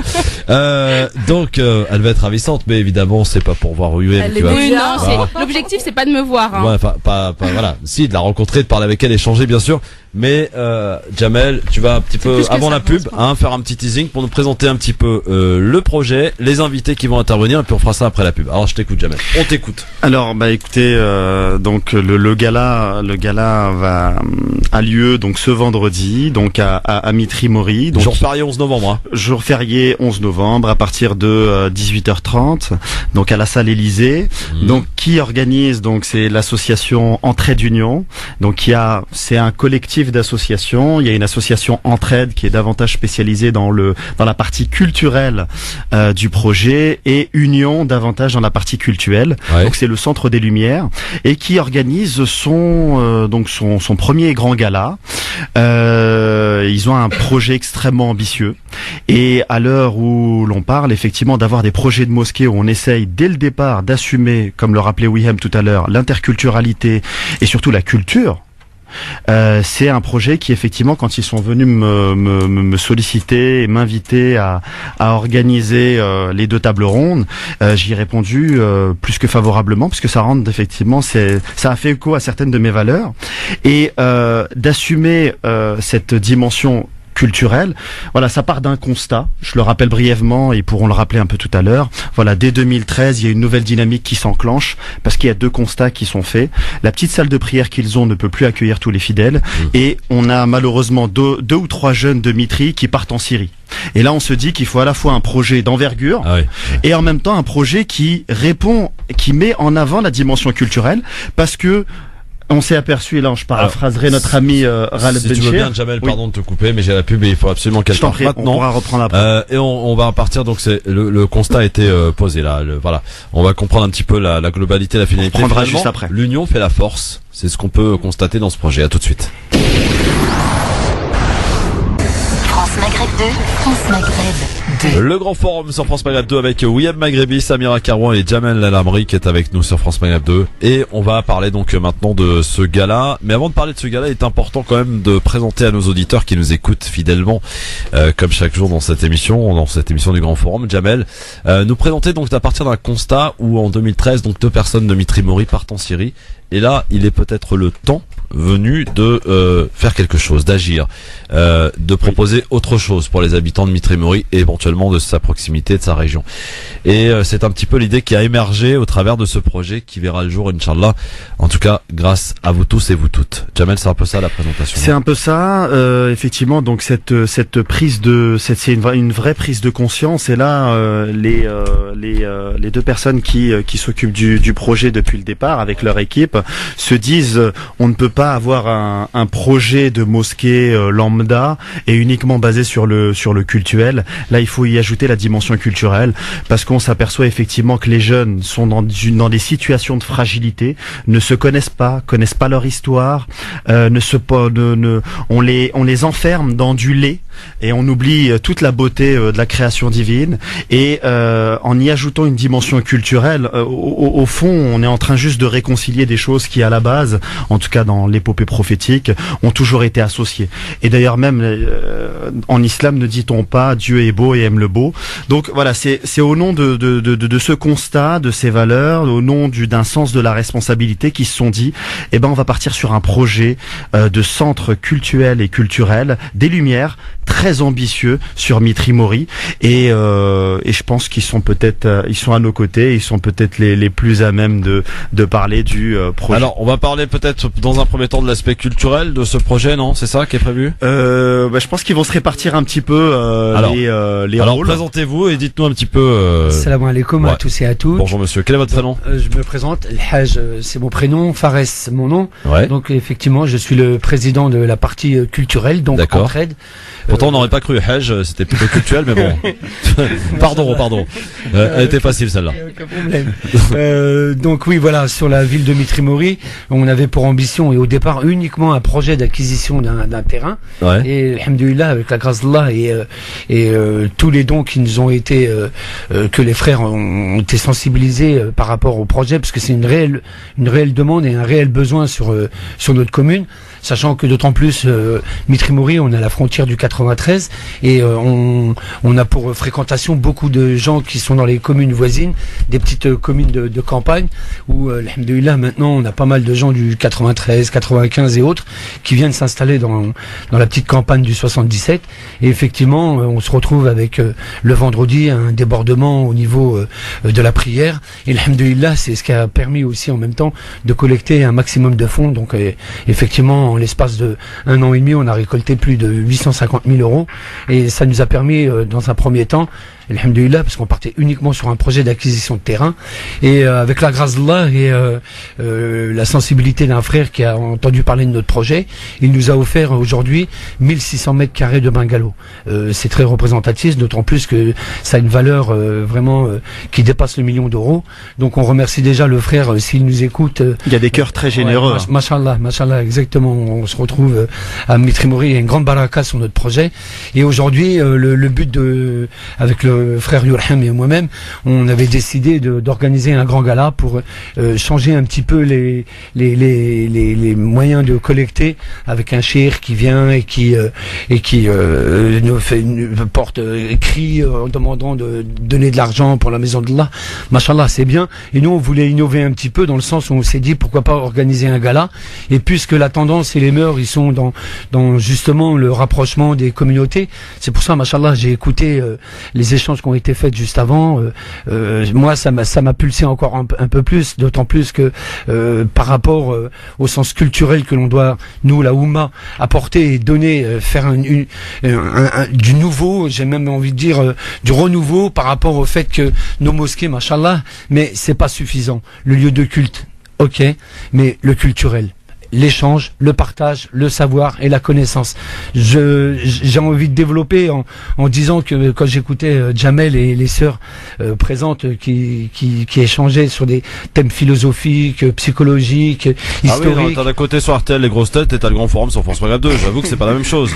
Machallah, en tout cas, ça m'a boosté parce que effectivement notre projet dans le sens culturel, c'est vraiment innovant puisqu'on a l'intention et l'ambition, inchallah, de créer 4 pôles différents, notamment un pôle, donc on va ouvrir un pôle recherche, recherche et développement, où on va inviter les jeunes qui ont un niveau scolaire et qui veulent atteindre vraiment le best au niveau des études, à venir chez nous, et si on peut leur apporter des supports, si on peut les aider de par le biais de professionnels dans leur domaine, et Inch'Allah aussi on avait le côté culturel parce qu'on a pour ambition aussi de créer une salle de projection qui se transformera modulable, Inch'Allah, en salle de théâtre, où l'on apportera une nouvelle connaissance à nos enfants, notamment aussi même le côté un peu comique, humoristique que l'on peut apporter en invitant tous les frères que l'on connaît et qui font dans l'humour, apporter aussi... Arriver à conjuguer finalement l'aspect culturel et culturel dans un quasi même lieu. Absolument.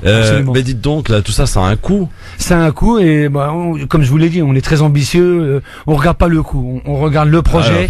Il faut regarder au bout d'un moment. Allah subhanahu, il nous apportera, si ça doit se faire, c'est Allah subhanahu qui le décidera. Je vais passer la parole à... D'où l'objectif du gala, voilà. Donc on attend 750 personnes, Inch'Allah. J'invite tous les frères et sœurs qui nous écoutent à venir donc le 11 novembre à Mitrimori, à la salle de l'Élysée, où autour d'un repas et autour de table ronde. Mais je vais laisser le frère Yurham développer, Inch'Allah. Espérons que le nom de la salle vous porte chance un peu plus que qu'elle l'a porté à François Hollande. Hein. Si je peux me permettre. C'est pas l'Élysée qu'on connaît. Hadj ne s'est pas complètement présenté. Il est lui-même entrepreneur de formation. Donc c'est aussi beaucoup de gens de Mitri qui sont venus le voir en voyant à la fois le sérieux et effectivement sa capacité à fédérer, et il s'est entouré effectivement dès le départ pour lancer cette dynamique de frères et sœurs de qualité dont nous en avons un qui est ici sur le plateau qui s'appelle Yurham. Très bien, donc c'est lui qui prend la parole maintenant. Yurham, bonjour. Salam alaikum, bonjour. Bienvenue. Alors, présentez-vous un petit peu et quelle est votre spécificité, vous, dans ce projet? Alors, donc Yurham Hajj a fait appel à moi, donc effectivement, après les éléments que Jamel vient d'énumérer.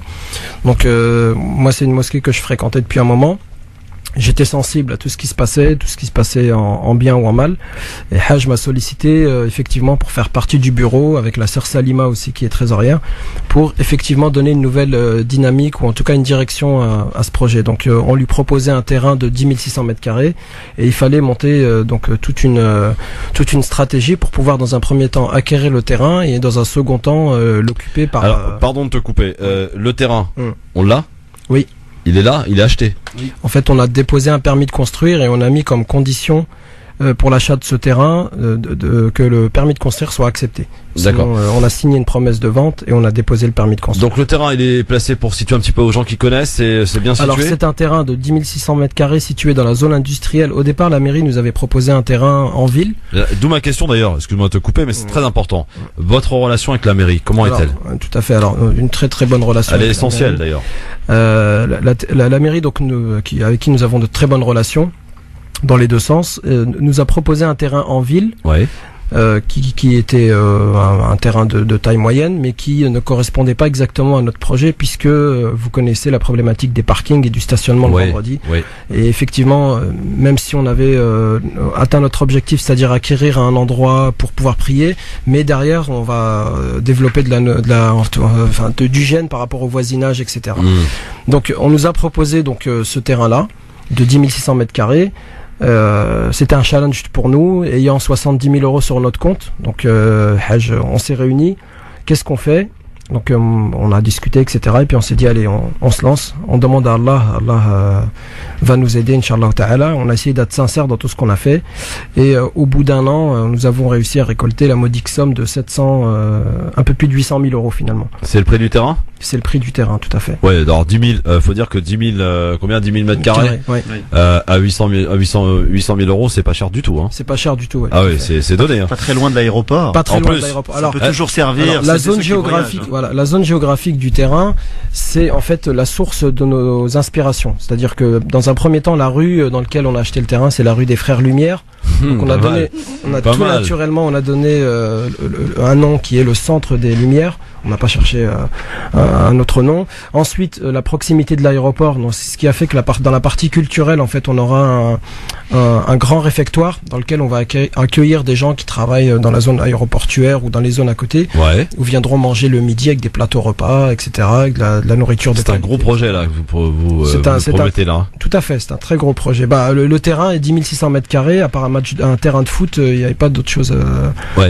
Est-ce que dans le secteur, je pense par exemple à Villeparisis, Tremblay, Villepinte, est-ce qu'il y a il y a des mosquées, mais est-ce qu'elles sont suffisamment grandes et peut-être que vous pourriez répondre aussi à... Nous, parmi notre éthique, en fait, on regarde pas les autres mosquées. On critique pas, on parle pas des autres mosquées, c'est des mosquées... Non mais je parlais pas de la critique des mosquées, je te parlais de simplement des mosquées qui sont peut-être de taille moyenne pour certaines. Je pense que celle de Tremblay est pas mal, mais elle est pas non plus immense. Et est-ce que finalement votre centre culturel et cultuel peut répondre aussi à un manque que peuvent avoir les fidèles à proximité de Mitry-Mory? Ah oui, tout à fait. Voilà. Le manque, notre projet, il y a un volet qui s'appelle parking. Donc ça veut dire que nous, dans notre projet, on n'a pas pensé uniquement à l'architecture du lieu de culte et lieu culturel.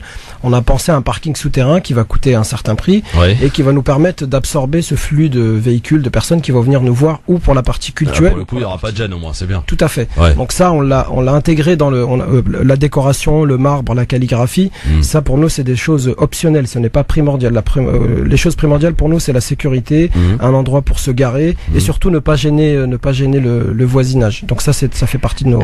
Christophe, si tu me permets, pour rebondir sur...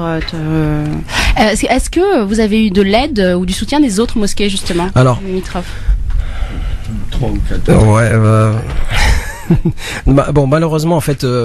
On a eu de l'aide un petit peu, mais sincèrement non. Vas-y, parle sans langue de bois ici. On n'a pas eu beaucoup d'aide parce que de par notre légitimité, il n'y a pas de caméra ici pour nous filmer, mais il y a juste des gens qui écoutent. Il y a des millions de personnes qui t'écoutent. Les gens qui nous regardent dans la rue, on n'est pas des personnes, on n'est pas des gens exceptionnels. On est des gens simples, lambda, qui fréquentons les mosquées comme tout le monde.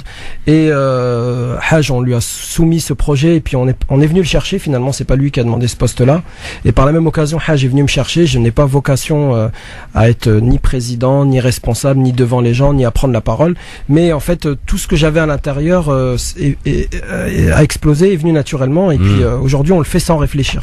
Donc quelque part aujourd'hui, pour vous dire, les mosquées ne nous ont pas aidés. Mais aujourd'hui, les mosquées nous sollicitent pour que on les aide à notre tour. Donc les gens viennent nous voir. Par exemple, la semaine prochaine, on a une réunion en préfecture avec les associations de Seine-et-Marne. Sachez qu'en Seine-et-Marne, la préfecture quand elle nous a reçu une première fois, elle nous a proposé d'être pilote en Seine-et-Marne pour pouvoir effectivement gérer, donner notre savoir-faire pour la gestion des lieux de culte et les lieux culturels. Parce qu'on a été au bout des choses pour chaque sujet. Par exemple, vous parlez des femmes tout à l'heure.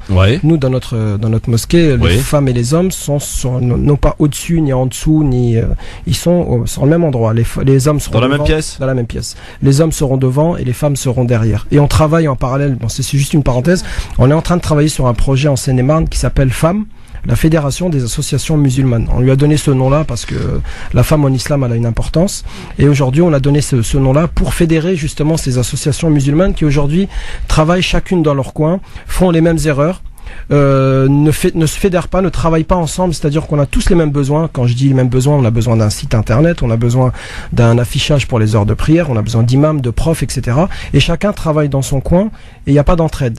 Et nous, on a oublié de vous parler de nos deux identités qu'on pourrait d'ailleurs Pour donner une image, aujourd'hui, l'association Union, on pourrait dire que c'est l'homme, c'est parce que c'est au masculin, parce que c'est le culte, et l'association Entraide qui est la femme, la culture. Aujourd'hui, nous sommes, on pourrait dire qu'on est un couple. Un couple d'ailleurs derrière chaque grand homme il y a forcément une femme. Voilà, et la culture, on va dire le féminin et le masculin, aujourd'hui chacun apporte son c'est comme le couple en arabe on dit al-usra hiya al-khaliya al-asasiyya allati yatakawwanu minha al-mujtama'. Le couple c'est l'infime partie qui constitue la société, et aujourd'hui chacun a son rôle, l'homme et la femme, et donc la culture et le culte aujourd'hui ils ont des rôles importants dans cette société. Alors il faut qu'on avance, donc je vais vous poser des questions un petit peu essentielles. Je voulais juste faire une toute petite remarque, c'est extrêmement intéressant parce qu'en fait c'est un projet finalement on appelle ça en fait en médecine, la médecine thérapeutique de traditionnelle orientale, une approche holistique. En fait, vous avez fait une approche globale et vous avez inclus également la dynamique qu'on retrouve dans le yin et le yang, le féminin, le masculin, qui font partie de la création. On a même des approches qui expliquent des noms divins avec une approche dans son aspect féminin, son aspect masculin, mais au-delà de l'aspect sexué, etc., etc. Enfin bon, en tout cas dans le monde, moi je trouve que c'est vraiment extrêmement intéressant votre projet. Alors, qui est en exécution. Alors, juste des questions. Est-ce que vous allez accepter des financements de pays étrangers? Non. Ça, c'est sûr et certain. Je vous ai répondu rapidement, sans hésiter. Non, mais s'il y a un chèque du Qatar avec plusieurs millions d'euros, vous prenez pas? Non.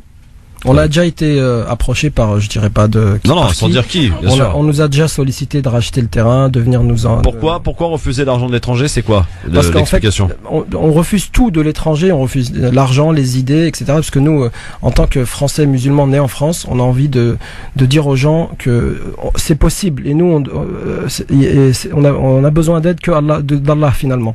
Et Allah, c'est kun fayakun. Les bungalows, je pense pas que c'est un chèque du Qatar qui aurait pu nous les offrir. Les bungalows. J'ai pris l'exemple du Qatar, mais ça peut être autre pays, évidemment. Le Maroc, pays, bref, on cite. Aujourd'hui, voilà, vous venez à Mitri-Mori, c'est une petite ville, d'ailleurs, elle est pas très connue, Mitri-Mori, mais il y a une baraka. Et cette baraka, la baraka, pour moi, c'est quelque chose qui n'était pas palpable. Et aujourd'hui, la baraka, nous, on la voit. C'est-à-dire qu'on arrive à avoir une baraka qui nous pousse et qui nous stimule.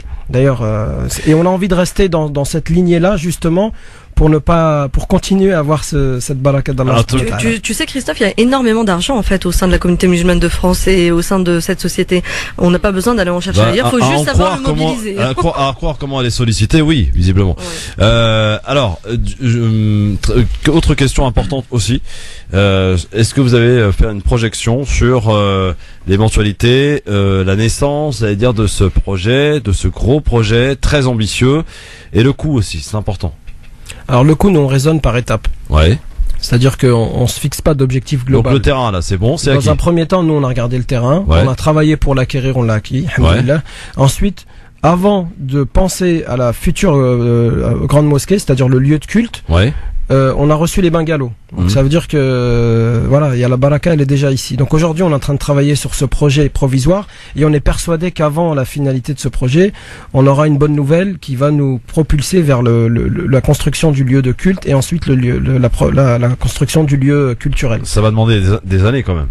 Pas du tout. Je pense pas. Là, on est une dynamique où, en fait, le temps et l'argent, en fait, sont, aujourd'hui, ce sont pas des, on les mesure pas comme vous les mesurez. Nous, le temps et l'argent, pour nous, c'est juste des noms. Alors, si des entreprises, parce que je sais que ça existe et ça a déjà été le cas, si des entreprises nous écoutent, là, un plombier, un charpentier, un maçon, que sais-je, un cadre, un architecte, un patron d'une grande multinationale, parce qu'on a des grandes réussites aussi. Voilà, des patrons qui ont un peu d'oseille là dans le carnet de chèques.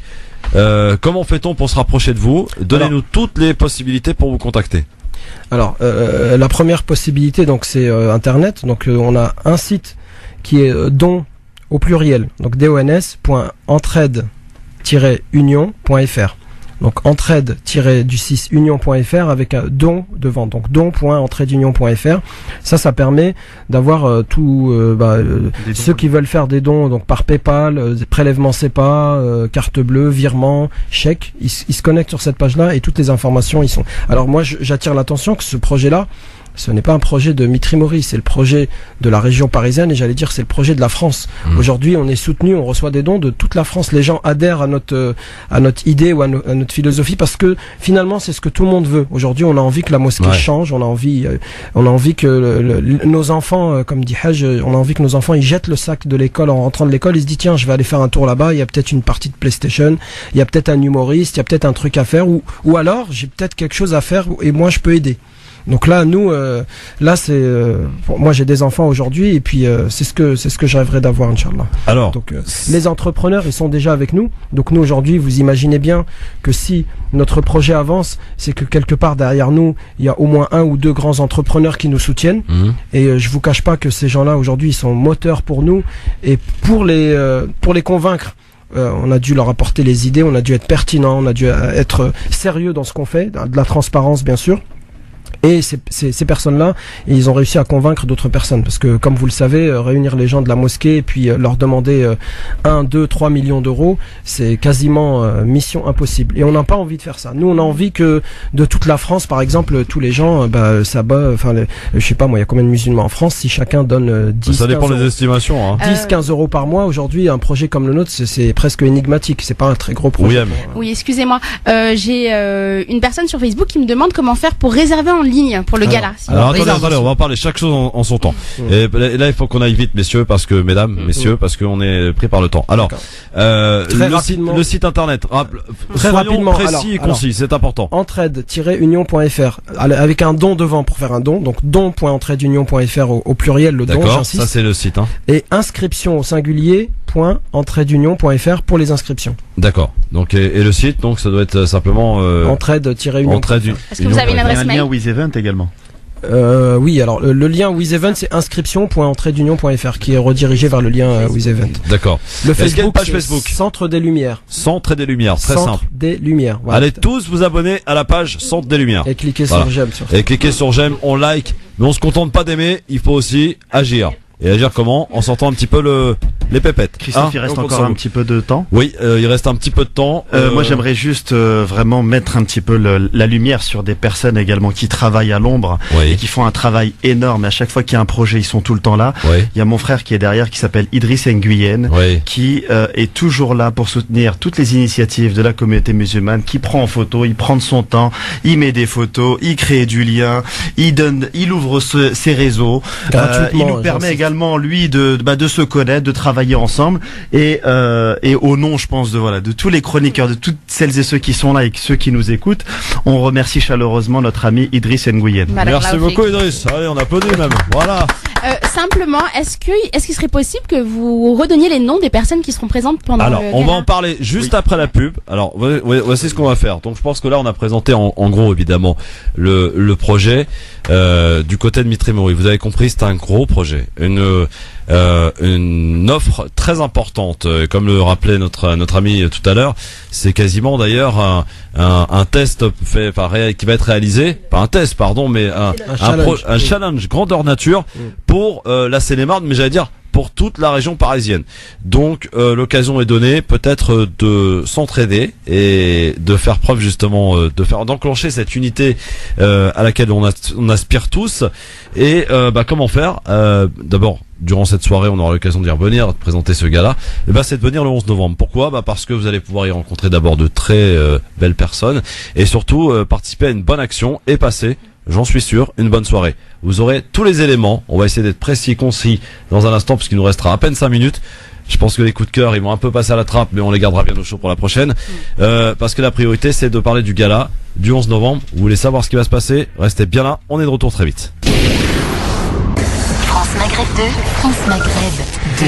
Merci d'être avec nous sur votre radio France Maghreb 2. Je pense qu'on s'est tous entendus, Ouihem, Jamel et Samira, pour ne pas faire 3 coups de cœur, mais un seul coup de cœur. Et le coup de cœur, c'est évidemment cette soirée de ce vendredi, ce projet absolument faramineux qui est en cours du côté de Mitri Mori.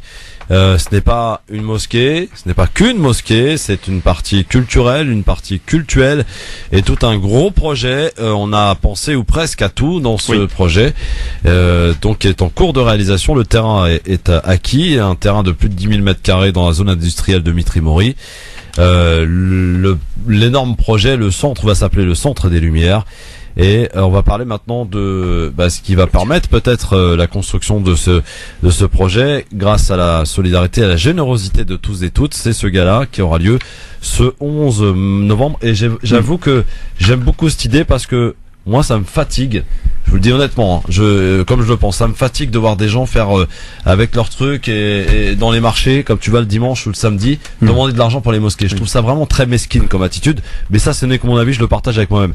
Et là, l'idée de proposer cet aspect de ce projet, d'en faire une soirée et essayer de faire passer d'abord un bon moment auprès des gens qui vont venir et essayer en même temps de joindre l'utile à l'agréable, de récolter de l'argent. Moi, je trouve ça une très bonne idée. J'incite d'ailleurs tous ceux qui sont à l'origine de projet à faire de même. Alors, pour vendredi, ça se passe à la salle L'Élysée à Mitry-Mory. Oui. Que va-t-il se passer, Jamel? Déjà, il y aura, les organisateurs veulent être cohérents directement en associant dans le projet la dimension culturelle et la dimension culturelle, il y aura 2 tables rondes. Dans les galas, habituellement, il y a 1 ou 2 personnes qui s'expriment. Là, il va y avoir 8 intervenants. Et dans les 8 intervenants, on va avoir des gens comme Cheikh Omar Dourman, Mohamed Bajrafil, le rabbin Gabriel Agaï, pour montrer aussi cette ouverture interculturelle et interreligieuse. L'universitaire également Adrien Leites, qui est spécialiste de la pensée de Abu Hamid al-Ghazali. On aura également Nour al-Huda Bouroua, qui est spécialiste des fondements du droit musulman. On aura également le jeune intellectuel et universitaire Yann Ismail, Shirtar Mahdi, et nous aurons également, les organisateurs veulent assumer également une part de leur identité. Il y aura cette ouverture avec l'association Coexister qui nous fera l'amitié d'être qui est née au soir du 13 novembre. Exactement, donc qui sera là donc le 11 novembre avec nous ce soir, avec nous ce vendredi soir. Donc voilà, là on a, si vous voulez, cette ouverture à toutes les sensibilités de l'islam et en même temps cette ouverture aux autres religions et à nos concitoyens de manière générale. Donc 2 tables rondes, une qui va parler davantage du lieu de culte, des lieux de culte, donc mosquées, églises et synagogues, et en même temps une deuxième table ronde qui va davantage parler de la place de la mosquée dans l'espace public. Et à titre personnel, j'aurai le loisir et le plaisir d'animer ces 2 tables rondes. D'accord, donc ça c'est pour les tables rondes. Et après, qu'est-ce qui va se passer? Alors ces 2 tables rondes, elles seront jalonnées par... Ça va durer combien de temps les tables rondes? 45 minutes maxi chaque table ronde environ. Ouais. Ensuite, entre les tables rondes, bien sûr, il y a un repas. Ouais. Donc un grand calligraphe qui va nous honorer, c'est lui qui a réalisé la calligraphie des Centres des Lumières aussi, et qui va nous honorer pour faire une calligraphie qui sera mise aux enchères et une calligraphie qui sera offerte pour une personne qui sera tirée au sort. Bien sûr, il y aura des cadeaux à gagner, une umrah et un voyage dans un pays asiatique, Indonésie, Malaisie. Voilà. Rien que pour ça, je viens moi. Voilà. Malaisie, j'y rêve d'y aller en plus. Bon. Ensuite, on a Shamsuddin, donc un chanteur qui va nous parler, qui va nous chanter des chants anashides, mais on va dire en français. Et ensuite, on aura un groupe de personnes qui vont nous faire rire pendant un petit peu toute la soirée. Tu peux donner leur nom? Hussein Power, très bien, ouais. Dany le Russe, ouais. Et Momo Bente. Voilà. D'accord. Donc ils ont été sensibles à notre projet. Ils seront même, allez, je vous donne un scoop. Ils seront même habillés avec. Vous connaissez le burkini? Oui. D'accord. Alors nous, on a inventé un truc qui s'appelle le costume. En fait, c'est la même chose, mais c'est le qamis, c'est le costume. D'accord. Ah ouais. Voilà. Allez, amis de TF1, venez sortez les caméras, c'est le moment. Vous allez faire du buzz dans votre journal de 20h. Le costume, je vous en dis pas plus. Je vous demande de venir le découvrir et puis je pense que il y aura. Alors l'entrée est combien? On paye combien? Alors l'entrée. Nous, on a mis un prix parce que le prix, en fait, c'est par rapport au repas. Donc Ouais. c'est une des seules choses qu'on a payé pour. Ah, donc on va organiser manger ça. alors. On va manger quoi? Et donc, c'est un traiteur, c'est quoi? Il y aura aussi un cocktail de bienvenue. Ouais. Un cocktail de bienvenue, un très Halal, bon hein. repas. Toujours. Cocktail halal, on parle. Halal et cachère pour le rabbin. Voilà, on a pensé ouais, à tout. Formidable. Ouais. Parce 30 que attends, parce que le rabbin il mange pas halal. Il mange cachère. Alors que les musulmans peuvent manger cachère. Oui, si je me trompe pas, hein, c'est ça. C'est ça, oui. Ouais, je passe sous votre contrôle, moi, je suis. Oui, attendez. mais Gabriel, il mange halal également. Ne vous Voilà. inquiétez pas, Ah, très Ensuite, bien. j'en étais. Ah oui, l'entrée, donc Pardon, c'est 39 euros, un repas AVS, donc 39 euros. Ouais.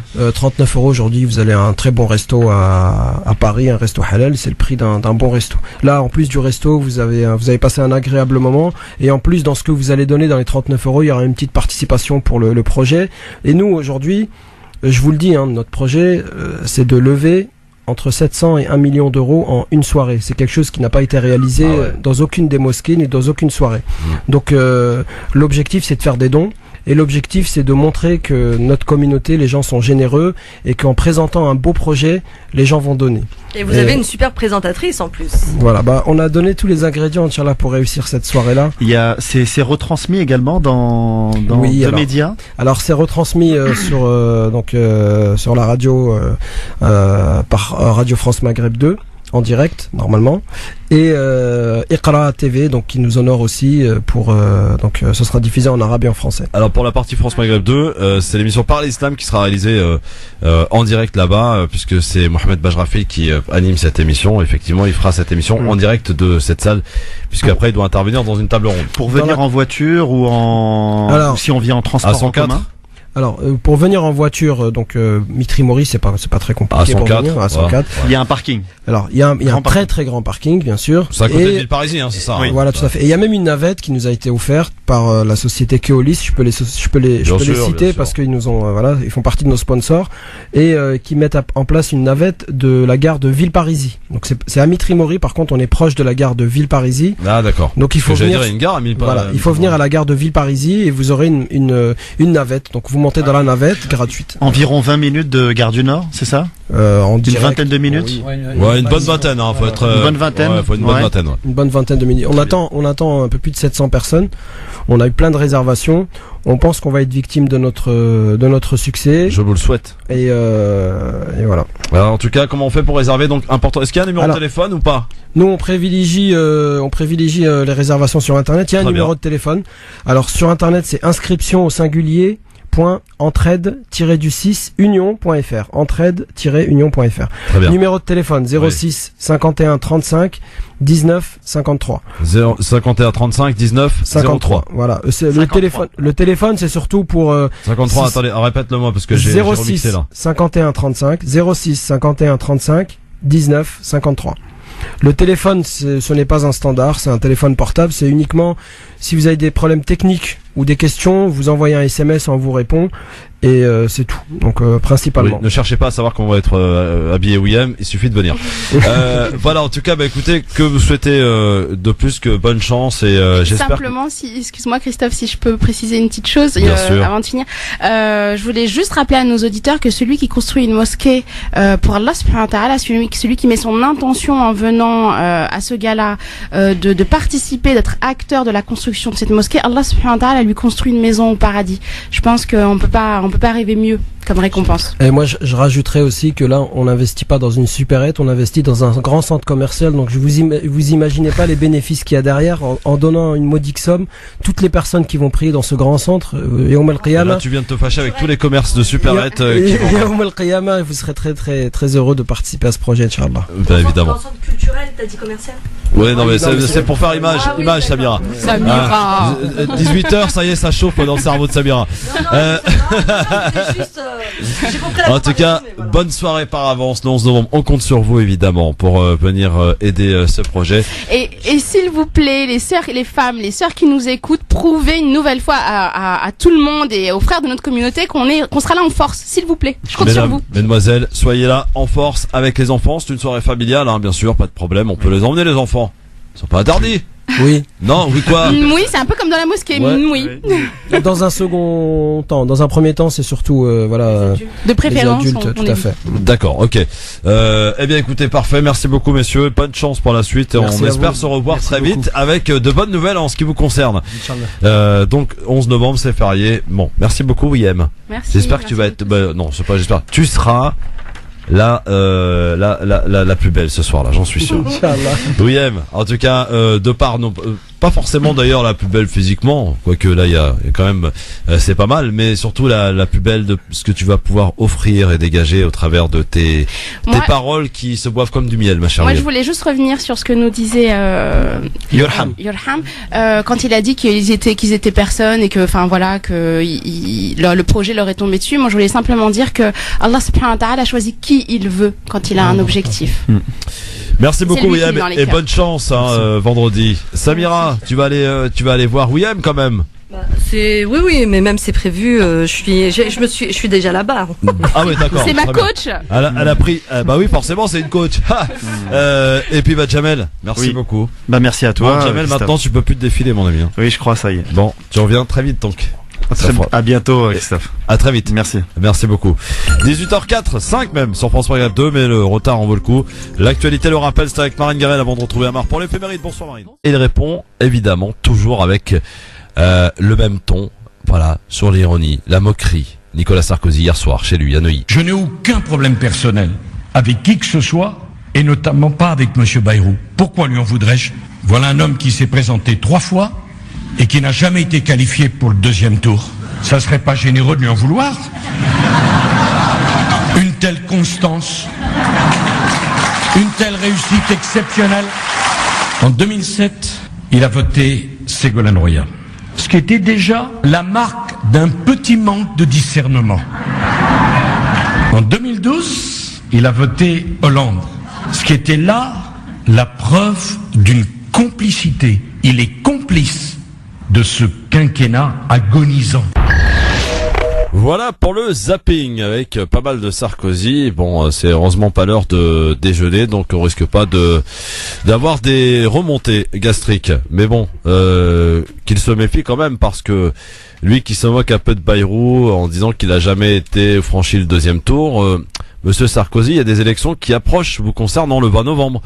Et on peut pas dire que vous soyez le favori, ultra favori de cette élection. D'autant plus que d'ailleurs, parmi les élections des primaires de la droite, il y en a un qui fait une remontée spectaculaire. Il s'appelle François Fillon. Ah, cela pourrait être peut-être l'homme de surprise. Et imaginons, Juppé, Fillon, Sarkozy éliminé dès le premier tour. La tronche de l'ami. Bon, allez.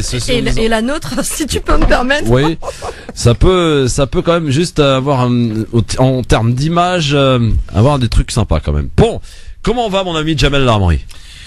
Très bien, mon cher ami Christophe, ça fait déjà quelques mois. Oui. Toujours un plaisir d'être sur ton plateau et en compagnie également de William et Samira. Oui. Alors, mon cher Jamel, pour dire la vérité aux auditeurs, ça fait quelques mois que je te cours après. Jamel, j'ai constitué une équipe, il y a des chroniqueurs, c'est diversifié, et t'as ta part à apporter. Jamel me dit oui, mais je suis très occupé, nanani, nanana. Donc Jamel, officiellement, je te demande de rejoindre l'équipe. Voilà. Avec plaisir. Et de nous accorder un peu de temps. Il a dit oui. Il a dit oui. Donc les auditeurs sont témoins. Donc Jamel va nous offrir son premier avis tranché dans un instant. Quel sera le titre, enfin le sujet que tu souhaites aborder avec les auditeurs, mon cher ami Jamel? La mosquée. Ah, la mosquée. C'est-à-dire on va à la mosquée pour prier. Il y aurait des petites choses à dire sur la mosquée. Très bien. Eh bien, on va aussi parler de ce gala. C'est un gala d'ailleurs? Oui, un gala. Alors, pour être tout à fait clair, c'est un gala qui aura lieu donc à Mitry-Mory. C'est en Seine-et-Marne, pour ceux qui ne connaissent pas. C'est à côté de Tremblay-en-France, du Villeparisis, quoi. Côté. Et un gala pour récolter des fonds pour la construction, alors dites-moi si je me trompe, d'un centre culturel et cultuel. Exactement. Bon, je me suis pas trompé alors. Oui, centre culturel et cultuel des Lumières. C'est quoi? C'est une mosquée déguisée? Alors non, c'est une. Très bon dans ce qu'il fait. Merci Samira. Ce qui est intéressant, c'est vrai que c'est finalement tout le monde se connaît dans cette. On parle d'une petite communauté, mais ouais, c'est vrai. Hein, c'est quand je lui citais un petit peu les chroniqueurs, Jamel il les connaît tous quasiment. Donc c'est très bien. C'est formidable. En tout cas, soyez les bienvenus. On va parler donc tout à l'heure de ce gala qui se prépare, hein, donc le 11 novembre à Mitry-Mory pour la construction d'un centre culturel et cultuel. On vous le dit tout de suite, hein, celle qui va être la chef d'orchestre de la soirée, celle qui va présenter, celle qui va mettre un petit peu le ton de cette soirée, c'est Ouiam Maghrebi, et j'en suis vraiment très fier. Merci. Et j'en suis sûr en tout cas que pour les organisateurs, ça a été un excellent choix que de prendre Ouiam pour cette soirée. Ça met un peu la pression là, hein. J'ai pas intérêt à tomber, à trébucher sur scène. Aucune inquiétude te concernant, tu le sais très bien. C'est toujours fluide avec Ouiam, tranquille. 01 40 33 9000 pour évidemment réagir aux avis tranchés, puisqu'on va passer donc tout de suite maintenant, sans perdre de temps, aux avis tranchés. On y va. 5, 4, 3, 2, 1, 0. Alors, ce que j'aime bien faire, Jamel, tu vas le savoir maintenant, c'est que quand c'est la première pour un chroniqueur que tu es, comme futur chroniqueur, Jamel, je vais te laisser donc le choix, pas le choix d'ailleurs, je te laisse commencer, nous parler de ton avis tranché, en l'occurrence, qui va parler de la mosquée.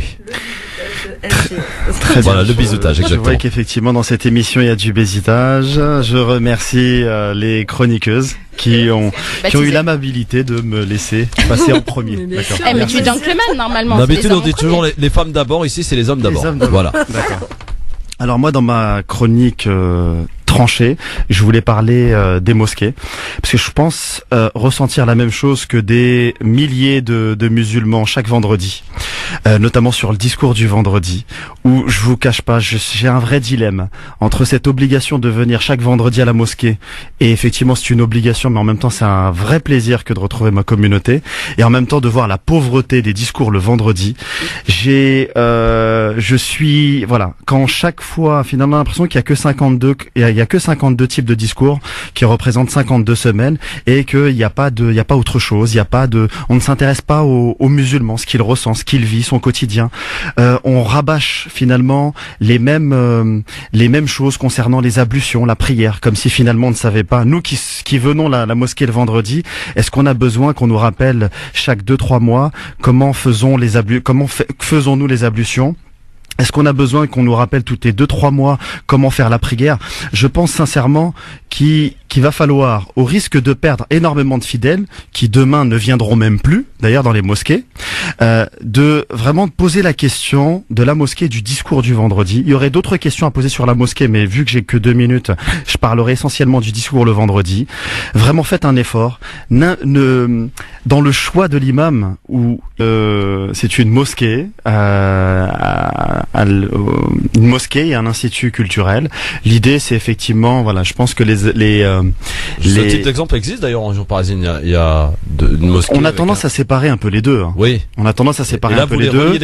Et là, les responsables du projet, que ce soit Hadj ou Yurham, ont voulu peut-être être au plus près de la définition que je donne moi à la mosquée, c'est-à-dire un espace où finalement on répond à tous les besoins des musulmans, qu'ils soient culturels, qu'ils soient sociaux, économiques ou psychologiques. En réalité, c'est l'objectif premier de la mosquée. Oui. Du temps de notre prophète sallam. On n'invente rien finalement, on essaie juste de.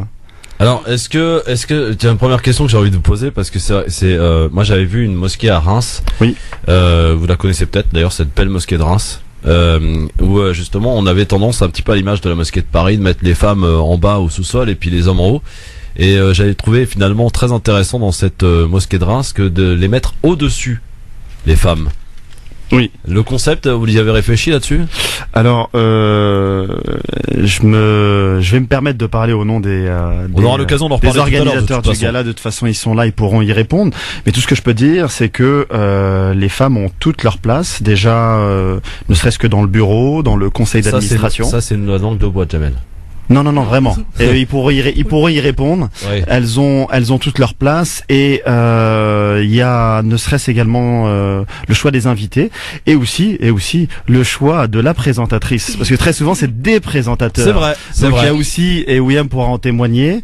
Moi j'ai tout de suite vu qu'elle avait été très à l'aise pour présenter les événements et il fallait peut-être du sang neuf. Elle a un talent certain. Voilà, effectivement une approche peut-être une sensibilité un peu plus féminine qui nous fait peut-être un peu défaut dans les mosquées. C'est vrai, je suis d'accord. Un peu beaucoup. On aura l'occasion d'en reparler en tout cas tout à l'heure avec les organisateurs de ce gala du 11 novembre, d'autant plus c'est férié, donc pas de raté et pas d'excuses pour ne pas venir.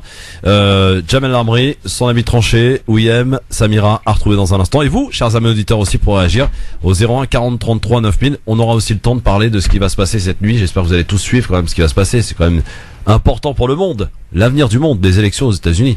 Non. Trump ou Hillary Clinton? Eh bien, on est encore dans l'expectative pour le coup. Et puis on parlera parce qu'on aborde très peu ce sujet. Finalement, vous savez que les infirmières sont dans la rue aujourd'hui. Et pourquoi sont-elles dans la rue? On découvrira pourquoi. Vous allez voir que les salaires sont vraiment, c'est aberrant. Notamment pour celles qui travaillent de nuit, avec la surcharge de travail et le manque de personnel. Je pense qu'on peut que les soutenir. À tout de suite. Université de Strasbourg et président fondateur de l'AFPI, l'Académie française de la pensée islamique. Excusez du peu. Hein, c'est du lourd quand même.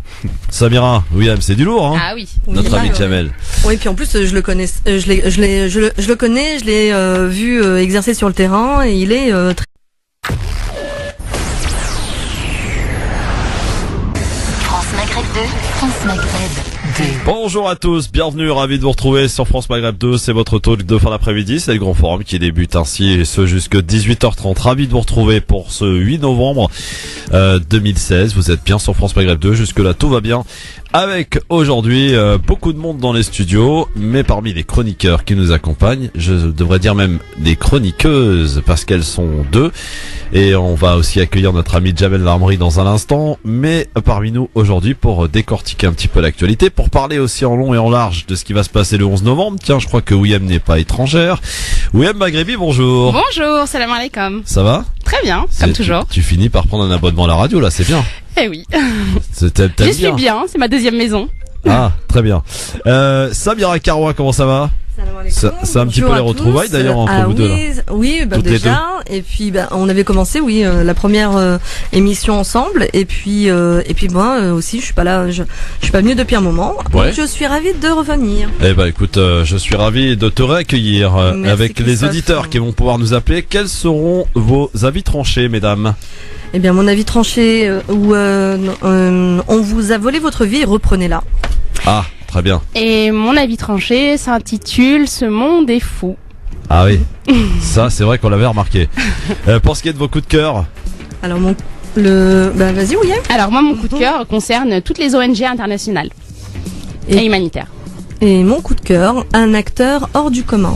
Voilà. Très bien. Alors, le j'aime ou j'aime pas aussi tout à l'heure à retrouver en fin d'émission. Et puis avec la Myanmar, nous allons feuilleter après 18h l'éphéméride de ce 8 novembre parce qu'il s'en est passé des choses intéressantes dans l'éphéméride de ce 8 novembre. De télé, il en sera question aussi pour les programmes de ce soir. Et puis également de sport. Et puis en guise de coup de cœur, c'est bien normal, il sera avec nous dans 2 jours, monsieur Kerry James, que nous écouterons un extrait de son album sorti le 30 décembre dernier, Mohamed Alix. Kerry James qui, je le rappelle, sera avec nous en direct dans nos studios ce jeudi à 17h. Pour l'heure et pour commencer, c'est le zapping sur France Maghreb 2 avant d'accueillir aussi Jamel Lamri. Ça fait bien plaisir de le revoir en tout cas dans un instant et les invités aussi qui l'accompagnent pour parler de ce gala du 11 novembre prochain. Le zapping, les meilleurs moments qu'il ne fallait pas rater à la télé, à la radio, sur internet. On en parlait hier et ça fait d'ailleurs l'objet d'un arrêt de travail de certaines femmes suite à l'inégalité de salaire. Ça fait également l'objet d'un reportage diffusé hier soir dans le journal de France 2. Écoutez, c'est alarmant. L'inégalité des salaires entre les hommes et les femmes, un problème qui remonte aux années 50. Pourtant, 60 ans plus tard, le sujet fâche toujours. Selon les chiffres d'un collectif féministe, un homme est payé 15% de plus en moyenne qu'une femme.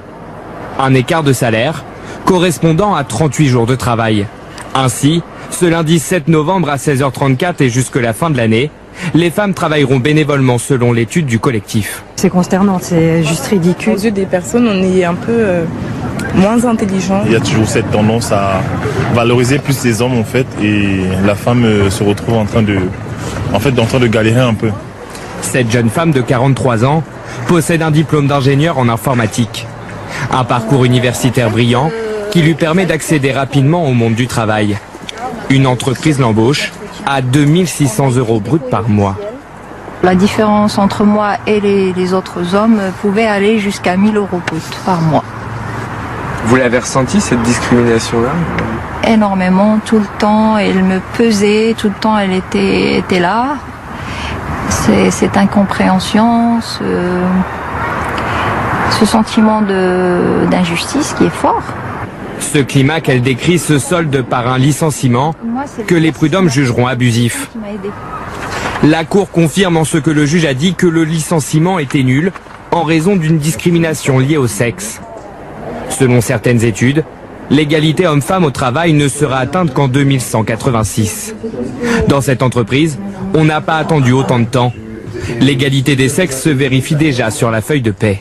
Les fiches de salaire sont là sur le bureau, on en parle librement entre nous. Vous connaissez le salaire de monsieur? Je connais le salaire de monsieur connaît le mien, je connais le salaire de C'est mon vraiment le collègue. même? Exactement, le même au centime près. Tu vois vraiment que ce soit impactant, ça en plus long. Pour la chef d'entreprise, la parité salariale n'est pas une option. Il y a juste une décision à avoir et se fixer comme objectif qu'effectivement les gens soient payés pour ce qu'ils font, pour le travail qu'ils effectuent et que ce soit sans distinction de sexe, d'âge. Pour que ce modèle devienne une généralité, plusieurs collectifs vont plus loin et appellent à se rassembler ce lundi dès 16h34. Triste constat en tout cas. L'inégalité de salaire, en tout cas il y a une animatrice qui a anticipé un petit peu le mouvement et par solidarité elle a fait grève à sa manière. C'était Daphné Burki dans son émission en direct le midi sur C8, la nouvelle édition. J'aurais jamais pu croire un jour que ça pouvait m'arriver, mais en fait... Aujourd'hui, lundi 7 novembre à 16h34 et 7,5 secondes, les Françaises sont appelées à faire grève pour protester contre les inégalités de salaire entre les hommes et les femmes. La nouvelle édition étant diffusée en direct le midi, Daphné en profite pour participer à ce mouvement et se montrer solidaire. Tout de suite le générique.